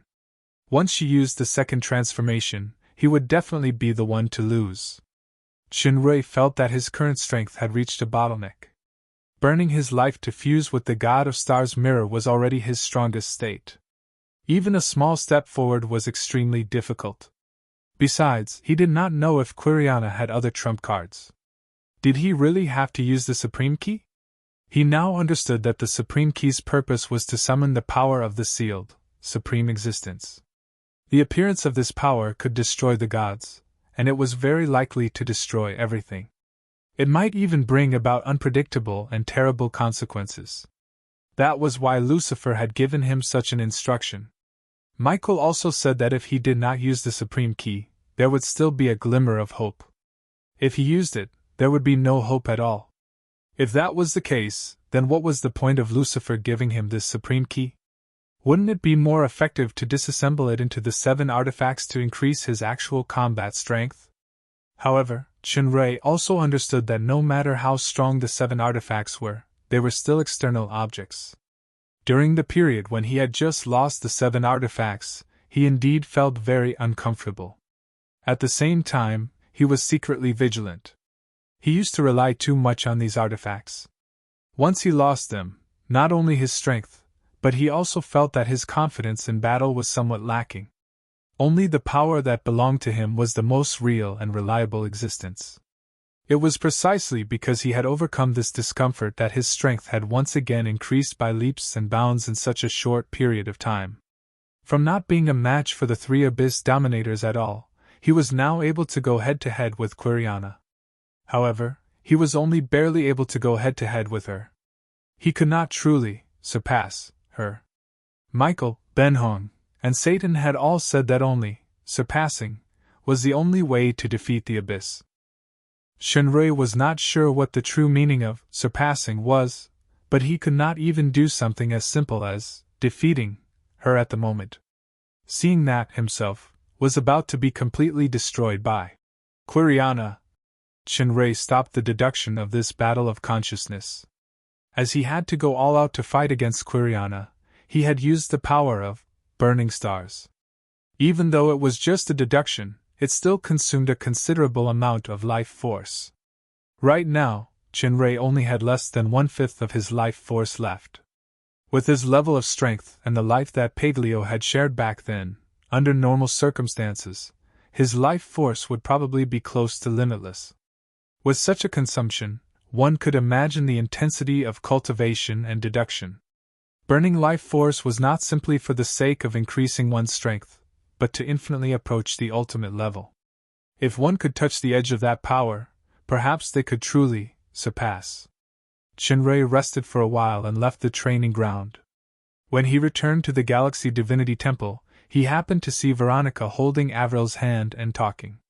As soon as she saw him, Avril, who was still talking, immediately became shy and bowed to him from afar. Chinray knew the little girl's personality and did not mind. He patted her head. Avril did not dodge, but she seemed a little nervous. After saying that she was going to check the temple, she disappeared in front of the Tower of Faith. "You won't even let such a young girl go?" Veronica said with a smile. "You think too highly of me." Chinray shrugged and stepped forward to hold Veronica's hand. "As a victim who has been coveted by a female teacher since she was a child in the academy, I strongly object to you substituting your own hobbies for me." Veronica rolled her eyes at him. "In the end, the female teacher was kidnapped by that young man. This is one of the few achievements I am proud of." Chinray smiled and kissed her face. "It is also one of the most fortunate things." "Me too." Veronica revealed a gentle expression and suddenly asked, "What are you going to do about Ben Hong?" "Her?" Chinray was stunned. "What can I do? She followed you through fire and water and even fought for you without hesitation. Although she didn't come here much before, I could feel her loneliness. Some time ago, I heard from Innie that Ben Hong got Gabriel's power. His physique has changed now. Although it is not a complete light attribute body, it is no longer a dark attribute or a lamp spirit's body. At that time, I was thinking that maybe Ben Hong can let Duo and Douda have another younger brother or sister." Chinray smiled bitterly. "I really didn't think about this. Then your relationship with Ben Hong, exactly." Before Veronica finished speaking, she was suddenly taken aback. She turned around and saw Ben Hong's figure appearing behind her. "Sorry, I didn't mean to listen to you guys." Ben Hong's face was still indifferent, but his eyes were evasive for a moment, but he quickly regained his solemnity. He said to Chinray, "Something big happened. Go outside and take a look." Chinray rarely saw Ben Hong's solemnity, so he knew that it must be serious. He quickly withdrew from the Galaxy Divinity Temple, and his consciousness returned to the Dark Moon's residence. Walking out of the house, he saw Rala, Ben Hong, Palgoris, Aguilas and others gathered in the yard. Everyone only had one action, which was to look up at the sky. He saw that the sky was covered with dark clouds. Chinray instinctively felt that the dark clouds were not simple. They exuded the most original aura of power. Just a glance at them made him feel like a heavy mountain was pressing down on his heart. The dark clouds were endless, covering the entire sky of the demon realm. "Dad, where is the moon?" Duo looked at the dark clouds curiously and asked. "I don't know." Chinray shook his head, but he had a hunch in his heart that the two moons shrouded in dark clouds might never appear. Chapter 1262. 7 days had passed, and the dark clouds that covered the entire demon realm's sky had never dissipated. Perhaps it was a psychological effect, but everyone felt a depression that was difficult to dispel in their hearts. Chinray's hunch was correct. Since that day, the two moons had never appeared again. For the demon realm, the two moons were equivalent to the sun and the moon. Without the two moons, it was equivalent to losing day and night. No matter what time it was, the sky was gloomy. This impact was not only on living habits, but it would also bring about various terrible consequences. Just stopping the growth of food alone was a fatal blow. In the past few days, Chinray and others tried various methods. Rala's magic, Chenrei's attack, Starlight's bombardment. However, even if they could temporarily break through the dark clouds, they would soon return to their original state. They could never completely disperse it, as if the haze in the sky was an inseparable part of this world prison. Unless the entire world was destroyed. This abnormality was by no means accidental. It was probably related to the abyss that occupied the surface world. Although the gate of the two realms was closed, and the abyss creatures including Quiriana could not lift the space blockade and descend into the demon realm, everyone still underestimated the means of the Abyss Lord. As the dark will with divinity, it had vast wisdom and countless mystic arts. It definitely wanted to completely destroy the entire demon realm through this means. This form of destruction was more thorough and more terrifying than the previous invasion of the army. Although the gate of the two realms would only reopen in 100 years, it seemed that Quiriana did not intend to give Chenrei and the demon realm a chance to catch their breath. This was also a recognition of Chenrei's potential from another perspective. However, for Chenrei and the entire demon realm, the shadow of death that had just faded surged again and engulfed hope. Chenrei did not give up because of this. He immediately summoned the alchemy grandmasters and masters of all races, as well as the elven magic civilization researchers, to hold an emergency discussion meeting in the capital. Artificial moon? When Chenrei proposed this idea on the podium, almost everyone was shocked. Aguile. No, Sir Chenrei, please forgive me for being blunt. The president of the Mechanic Association of the Shadow Empire, Anderson, was the first to stand up. Even if you are the most powerful alchemist in the world, I have to say that this is an impossible idea. We can create the most delicate items or equipment, but we can't create the sun, moon, and stars. Only gods can do this. Almost everyone present agreed with this statement.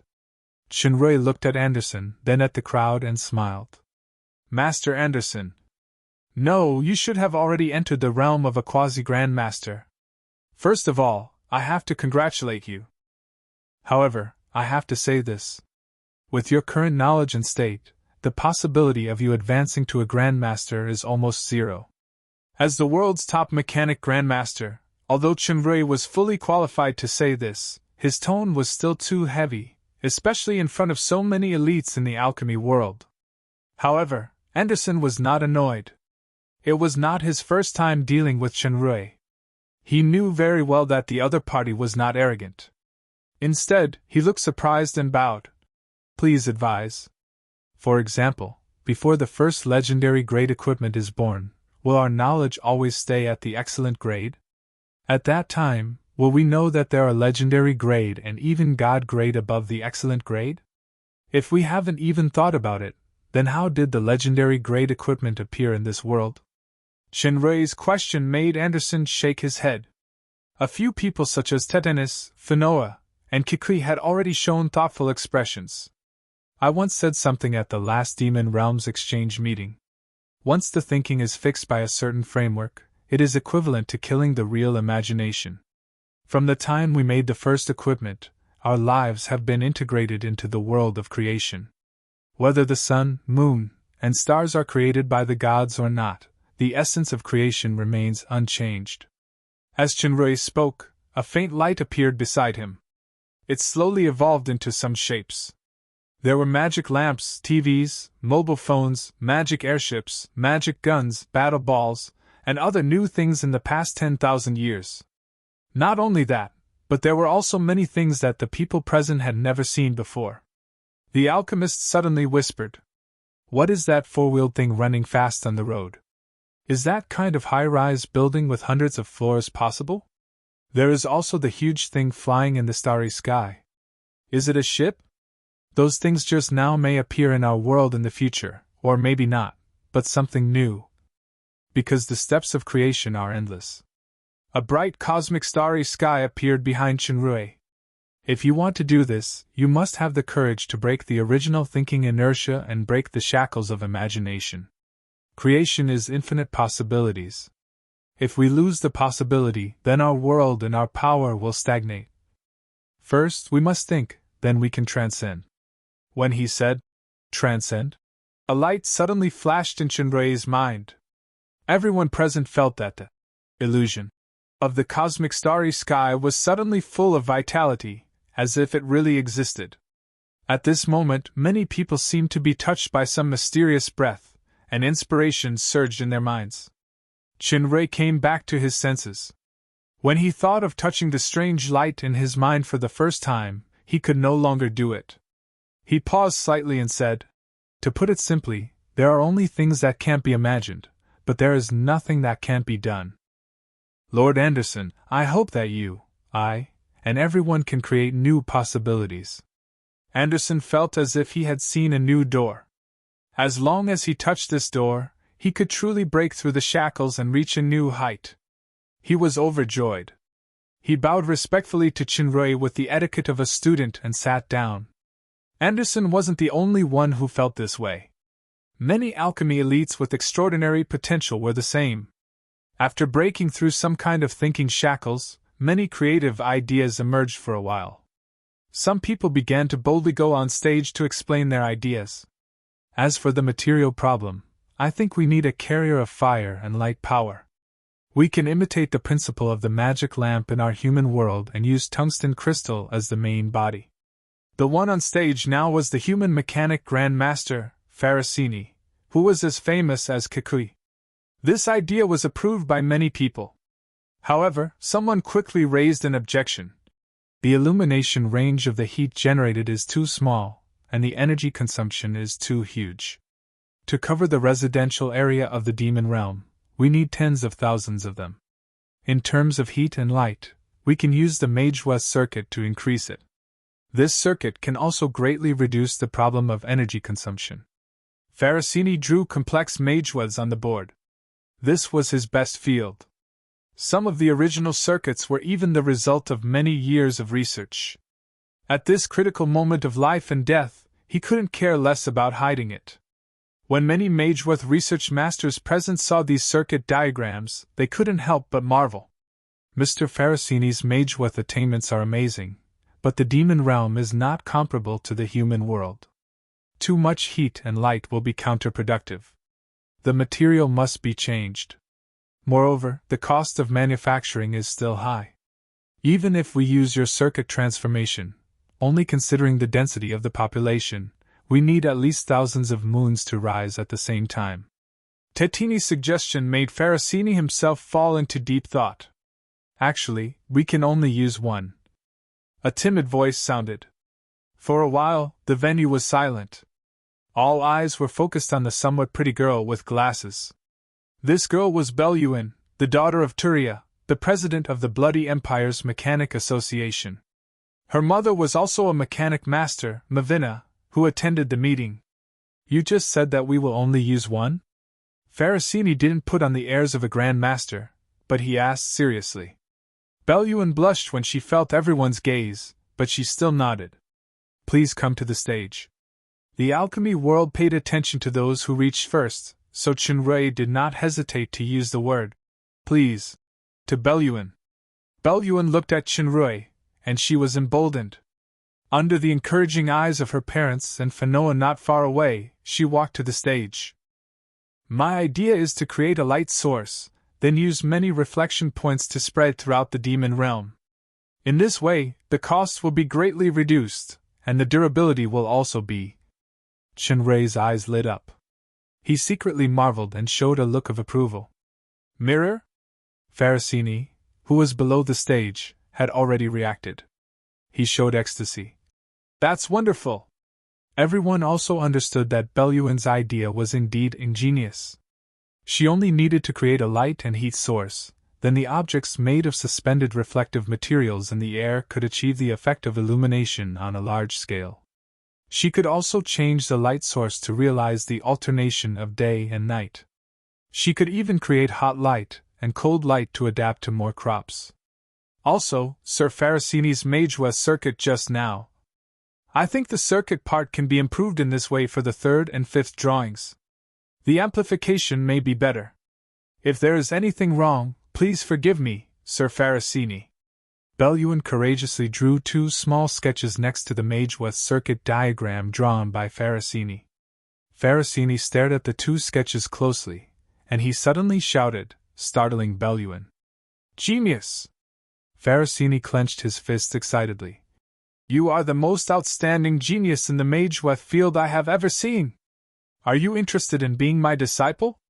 I'll teach you everything. By the way, who is your original teacher? Even if it is a duel, I want to. Pharisini's excitement and enthusiasm made Belluin stunned in place for a while. The lazy voice of the elf Grand Master, Finoa, sounded below the stage. Wait a minute, Pharisini, are you sure you want to duel with me? Sir Finoa, it turns out. Pharisini was dumbfounded. Finoa is an elf Grand Master who once gave me pointers in alchemy. He is one of the most important mentors on my road to success. I didn't expect this genius demon's girl to be an elf Grand Master's disciple. Finoa smiled and said, Although Belluin is my student, I'm not very competent as a teacher. Besides, her attainments in Mageweth, I don't have much to teach her. If you insist on a duel, I'd better admit defeat. I'll just take it as a competitor. Pharisini had already understood Finoa's meaning, and he couldn't help but be overjoyed. Under Finoa's signal, Belluin bowed to Pharisini as a teacher, and the alchemists present applauded. Belluin's creativity solved the most difficult core problem of the artificial moon. The next problem was the material problem of the main heat source and the mirror image. There was a fierce discussion in the venue again. For a time, all kinds of ideas and wonderful ideas appeared. Looking at this scene, Chen Rui showed a knowing smile. Two heads are better than Zhuge Liang. Sure enough, brainstorming is the best way to solve the problem. If I'm alone, even if I'm only heaven-blessed, it's impossible to have such an effect. Suddenly, he felt a certain gaze. He turned his head and saw that it was the most dazzling hero of this seminar, Belluin. She still looked like the girl next door. Her eyes under the glasses were calm. Seeing that Chen Rui noticed her gaze, Belluin's face blushed again, but she did not look away. She still looked at him boldly. Chen Rui clearly felt the emotions in that gaze. It was the same as back then, and he couldn't help but be taken aback. He suddenly realized that she must have known the truth of the past. In order to find mountain secret and fertile Yuan soil, Chen Rui went to the Bloody Empire and worshipped Turya as a mechanic apprentice. Later, he deliberately betrayed his master for the secret of the fourth floor of the library pavilion. At the same time, he also used the name of Fonsac's disciple to expose the true face of the top mechanic master at that time, Nate. He finally successfully escaped by faking his death, and the distance between him and Belluin was getting farther and farther. Now Belluin actually learned that the dead, Richard, was him, so the person who exposed the truth could only be the few people who knew, not far away. Master Fonsac, who saw this scene, turned his head a little guiltily, pretending not to see Chen Rui. Belluin did not come over to blame Chen Rui or call his other name, but she just showed a gentle smile from afar. Then, slowly, she turned her face away. She still remembered what he said before he left. We are not from the same world. She now knew that he was afraid of implicating her and her parents at that time. Later, he went to the Mechanic Association to save her father, Aguil, which was also him. However, he didn't know that as a member of the Bloody Empire, she also participated in the previous battle of the Starlight Fortress. She was a mechanic who was responsible for the maintenance of the fortress's magic crystal cannons and ordnance. Fonsac was also present. Just when she was pierced by a bone spur in her chest and was about to collapse, Fonsac told the truth of the past in order to motivate her. The obsession in her heart finally made her struggle to survive from the line of death. Mechanic Grand Master, husband of the three empresses, the strongest man in the demon realm, the human prince, they are indeed people from two different worlds. However, as long as I smile at him from afar, the world is in my heart. Chapter 1263. In this world of magic, it was not difficult to make an artificial moon float in the air. The most difficult thing was the material problem. How to truly create the most suitable light source for the demon realm creatures, and what kind of reflector could perfectly reflect light and heat. After many experiments, everyone finally overcome this difficulty and determined the final material selection. After the elf Grand Master Fanoa proposed the view that the entire group of moons should be a complete magic circle, Shinrei integrated some of the magical uses of ancient runes, which made the quality of the moon leap again, and the quantity was also greatly reduced. In the end, in less than 2 months, the first generation of artificial moon was basically developed successfully. When hundreds of moons rose into the sky at the same time and shone on the demon realm again, everyone cheered. For the life of the demon realm, this was not only a miracle but a miracle. This was inseparable from the calculations of the wisdom core of the City of Stars, Crystal Phoenix, and it was also inseparable from the efforts of all the experimenters who participated in the research and discussion. This was the result of collective wisdom. Although the sky was still hazy, the hope in people's hearts had been lit up by the rising moon. The original panic and chaos finally subsided. After experiencing so many things, the originally somewhat chaotic situation had become increasingly stable. The various forces of the human world had joined the demon realm's confederation. In this way, in addition to the original 3 empires, humans, dragons, elves, dwarves, and orcs had all become members of the alliance. The base camp of the Dark Dragons was far away on the Dragon Island, and the original members of Ryuzaku also chose the archipelago of the Dead Sea as their base. Although the 2 Dragon Emperor were usually sworn enemies, they still had the same view on the survival of the dragons. That was, the dragons joined the alliance and helped each other. The residence of the elves was in the Blue Lake mountain range of the Dark Moon Estate. The original location of the City of Stars was specially approved by Jia as a separate small estate for the elves under the protection of the fallen Angel Empire. Shenrui fulfilled his promise that day and planted the Tree of Nature in the elves' residence using the method of transplanting the creature of faith. He returned the holy tree that the elves had always been concerned about. The elves finally understood why the legendary prophet Elusier insisted on handing over the Tree of Nature to this human for protection, and she did not take any action even if he did not return within the time limit. Instead, she shouldered all the disputes in the tribe. If it weren't for this decision, the Tree of Nature would have been destroyed when Quiriana destroyed the Silver Moon Immortal Capital. Shinrei nodded. We are all old friends, so you don't have to be so polite. May I know why Madame Chilania is looking for me? Let's go to the holy tree to talk. Shinrei, Chilania, and Phyllis walked together toward the location of the Tree of Nature. Along the way, Shinrei saw many elves. Not only the elves of the original Silver Moon Immortal Capital, but also the half-elves and even the dark elves of the demon realm. Although the dark elves could reproduce without relying on the Tree of Nature, the Tree of Nature could rapidly improve and condense the power of the dark elves.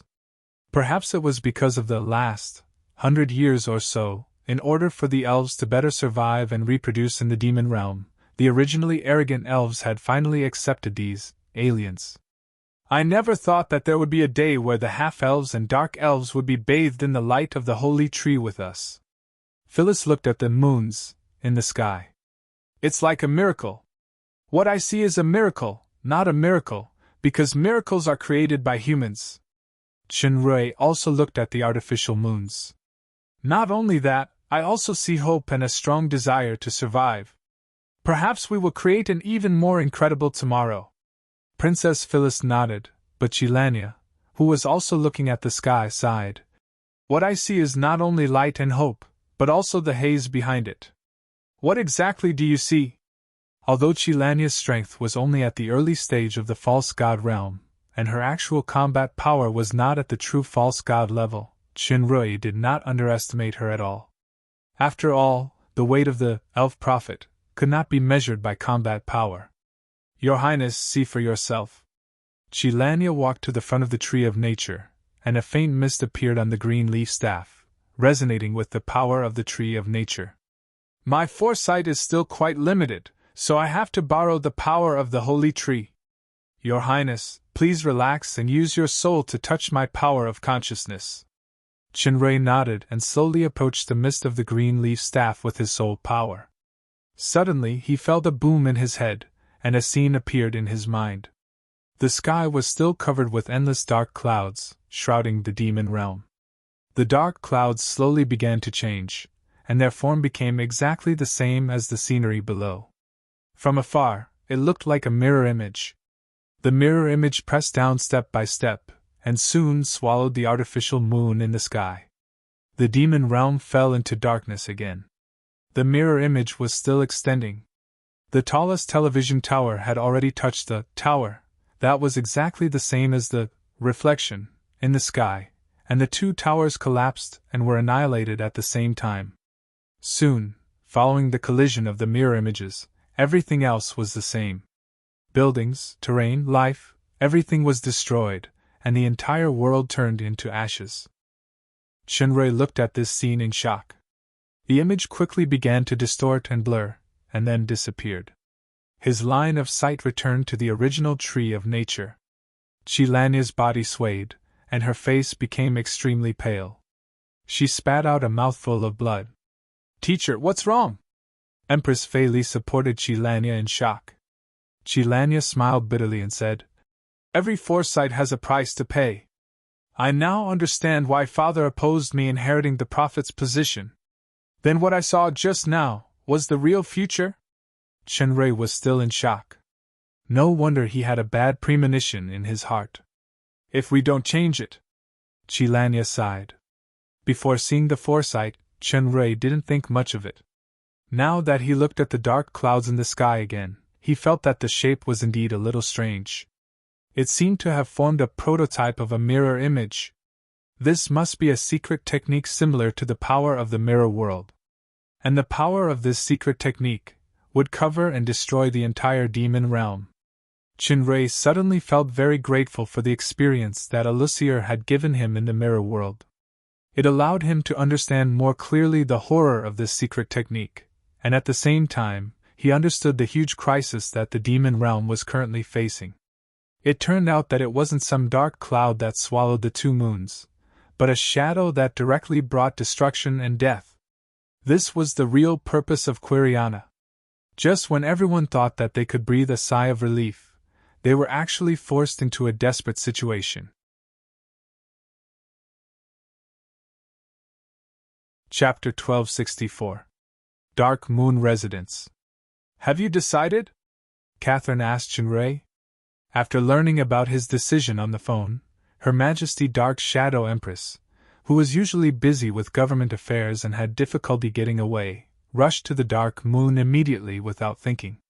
Not only Catherine, but Jia and Tiffany also came. All the relatives and friends came. "I have decided." Shinrei nodded. Catherine looked at the women and didn't say anything. She just hugged Duoduo tightly. "How confident are you?" This time, it was Ben Hong who asked. "Maybe 10%. Shinrei replied honestly. "That's not even 10%? Isabella sighed. "You want to go to the ground to defeat Quiriana without even 10% confidence?" "It's not that I want to take such a risk, but it's because Quiriana doesn't give me or this world a chance at all." Shinrei looked up at the haze all over the sky. The shape of those dark clouds had changed a lot. It was becoming more and more similar to the scene on the ground. From a distance, it looked like a vague reflection. In the scene predicted by Qilanya, the reflection would become clearer and clearer. Once it was fully formed, it would overlap with the real world, just like the contact of creation and destruction. Everything would be completely annihilated. Shinrei and Qilanya had tried various methods, including when the dark clouds first appeared, but they couldn't disperse the dark clouds or change the formation of that kind of mirror image. Therefore, Shinrei decided to leave the demon realm and go to the human world occupied by the abyss to solve the behind-the-scenes manipulator, Quiriana. As he answered Isabella, facing the strongest abyss lord, and it was the home field of the abyss, 10% confidence was already very difficult. Even if it was just this, Shinrei must go because if he didn't act, he could only sit and wait for death. Even if he could barely avoid this disaster with the power of the super system, what was the use? The people he loved, the people he wanted to protect, and all the living beings in this world that had sacrificed countless lives to survive would all perish in this calamity without exception. The existence of only one person had already lost its meaning. "Daddy, where are you going?" Duo, who was in her mother's arms, reached out to Chinrui. Chinrui took his daughter and hugged her tightly. "Daddy is going to a faraway place, but I believe it won't be long before I come back. Isn't the space between the two worlds sealed? Even Quiriana can't come here. How are you going to get there?" Jia asked a technical question. "I've tried. It works with the Star Gate." Chinrui looked at Her Majesty, who showed a rare look of nervousness, and smiled. "This is the only advantage. If we can't beat them, we can still escape." "You won't escape." Jia didn't speak, but Tiffany spoke instead. She knew this man very well. At the Holy Mountain of Light, he didn't hesitate to face Raphael, who was unrivaled at that time, in order to save her. "Tiffany is right," Athena spoke. She had gone through life and death with Chinrui several times, so she knew him better than Tiffany. And at this juncture where everyone in the demon realm was facing life and death, he would never escape. Looking at Duo in her arms, Athena's eyes showed maternal gentleness. "Child, this is your father." Duo understood the word father, and her little hand immediately pointed to Chinrui. Although this brat often cried while being hugged by Chinrui, when she heard the word father, she would always look at the bad guy, who was related to her by blood and also the unique bad guy in her life. Chinrui looked at Duo and touched the face of Duo in his arms. His gaze swept across everyone present, and the belief in his heart became stronger. "Brother, I want to go too." Alice clenched her fists. Kia secretly pulled Alice's clothes and shook her head. Alice also knew that she would be a burden if she went, so her eyes suddenly turned red. Adeline and Helen held hands without speaking, but they both felt each other's tension. Piglio, Lomont, and others were also silent. Ben Hong smiled faintly. "In any case, let me see your current strongest power first. I need to judge something." Chinrui knew that Ben Hong would not speak without a goal, so he nodded, handed Duo to Catherine, and stood in the middle of the yard. It was not like the previous polar star transformation and then fusing the celestial star's mirror, bit by bit. It was just that the golden pupils reflected the endless galaxy, and the whole body gradually became transparent. Countless bright stars flowed in the body, making him look like a starman. The starman was full of tranquil aura, as calm as the starry sky.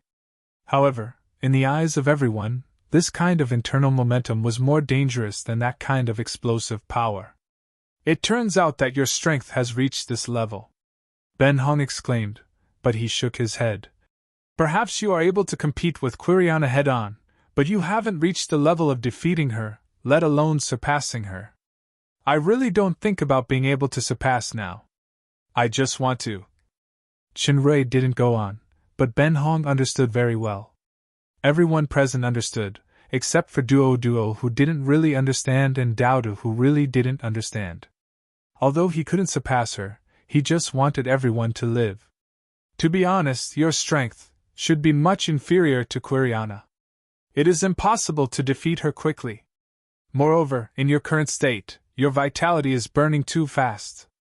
Even if you want to find an opportunity in a protracted battle, you can't do it, because you will be the first to be exhausted, not to mention that you will be suppressed by the will of the Abyss and the Kingdom of the Abyss." "I know." Before Chinrui finished speaking, he was interrupted by Ben Hong. "Okay, don't move first." As Ben Hong spoke, he winked at Rala, who had been silent. The fairy dragon understood, and the light of the rainbow constellation instantly appeared on her body. The power of the constellation merged into her body, and it actually burned on the surface of her body. Then she turned into a rainbow light and flew toward Chinrui. Chinrui clearly felt the power contained in this rainbow light, which echoed with the burning life aura on his body. He saw the rainbow light enter his body and actually merged into one. He felt that the power of his soul and body skyrocketed at the same time, just like when he first met Quiriana. There seemed to be a place in his transparent body that became brighter. This is. Chunrei felt the changes in his body in surprise.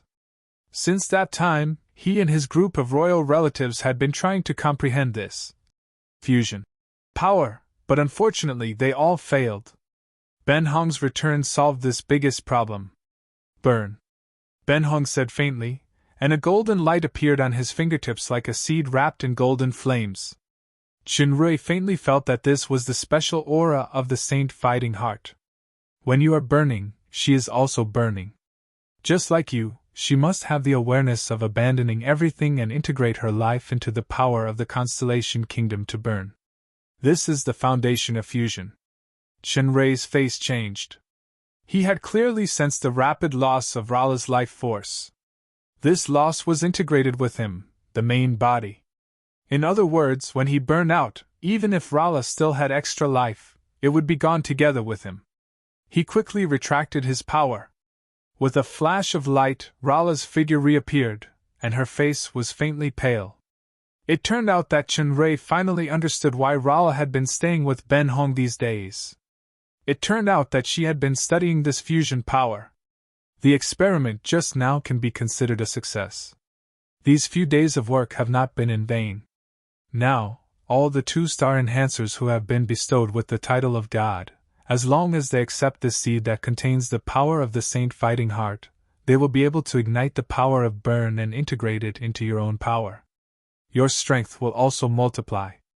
Ben Hong looked at the people whose eyes were shining, and smiled indifferently. As for the rest of the words, it seems that there is no need for me to say any more. This will put all of you in danger, just the loss of your life forces. Before Chunrei could finish, Lomont had already snorted. Uncle-in-law is being thunder again. In the past, you were the only one acting like a hero, now it is finally my turn to shine. This is the first time I completely agree with this bastard's narcissism, Captain. Delia laughed. I also agree. Paglio grinned, and glanced at a certain person who was proud of himself. Since it is like this, I will not expose the matter of a certain wife-con hooking up with the elf widow in the Blackberry Tavern the day before yesterday. Really, you have already said it out. If it were me, I would just say that he molested that young human woman at the West Gate yesterday. Miss Emerald Long added another blow, and Lomont's face suddenly turned bitter because Delia and Metallo had surrounded him from both sides. Your Royal Highness, please give me a chance to fulfill my vow back then. Samuel stepped forward with a firm gaze. The vow back then was to follow him until death. Master, following Master is really cool.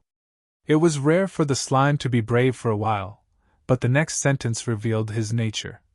Master just needs to give me 10 Princess Retail Store coupons, 15 sparkling gems, 20 plus 30. The greedy slime made more and more hands. Due to his negative mathematical IQ, he could only count with his fingers one by one.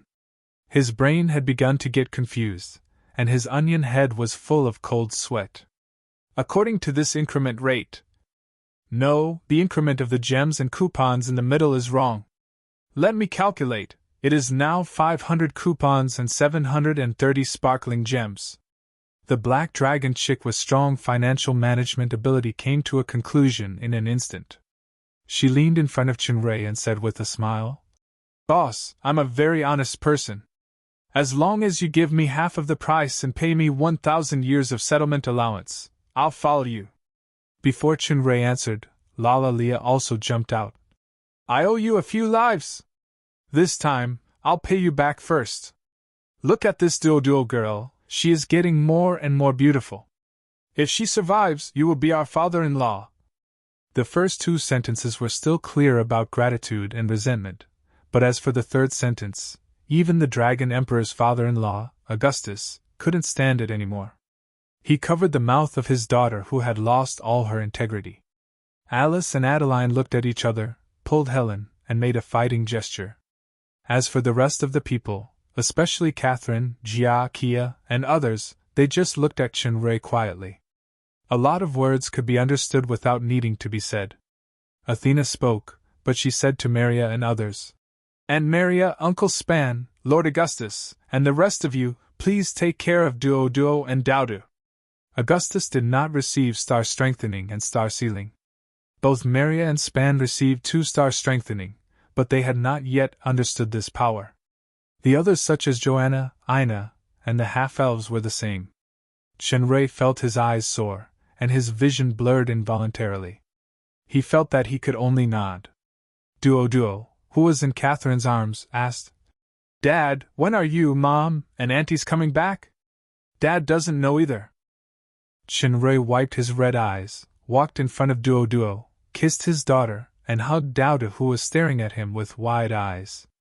"But Dad promises you and Dauda that I will definitely come back,"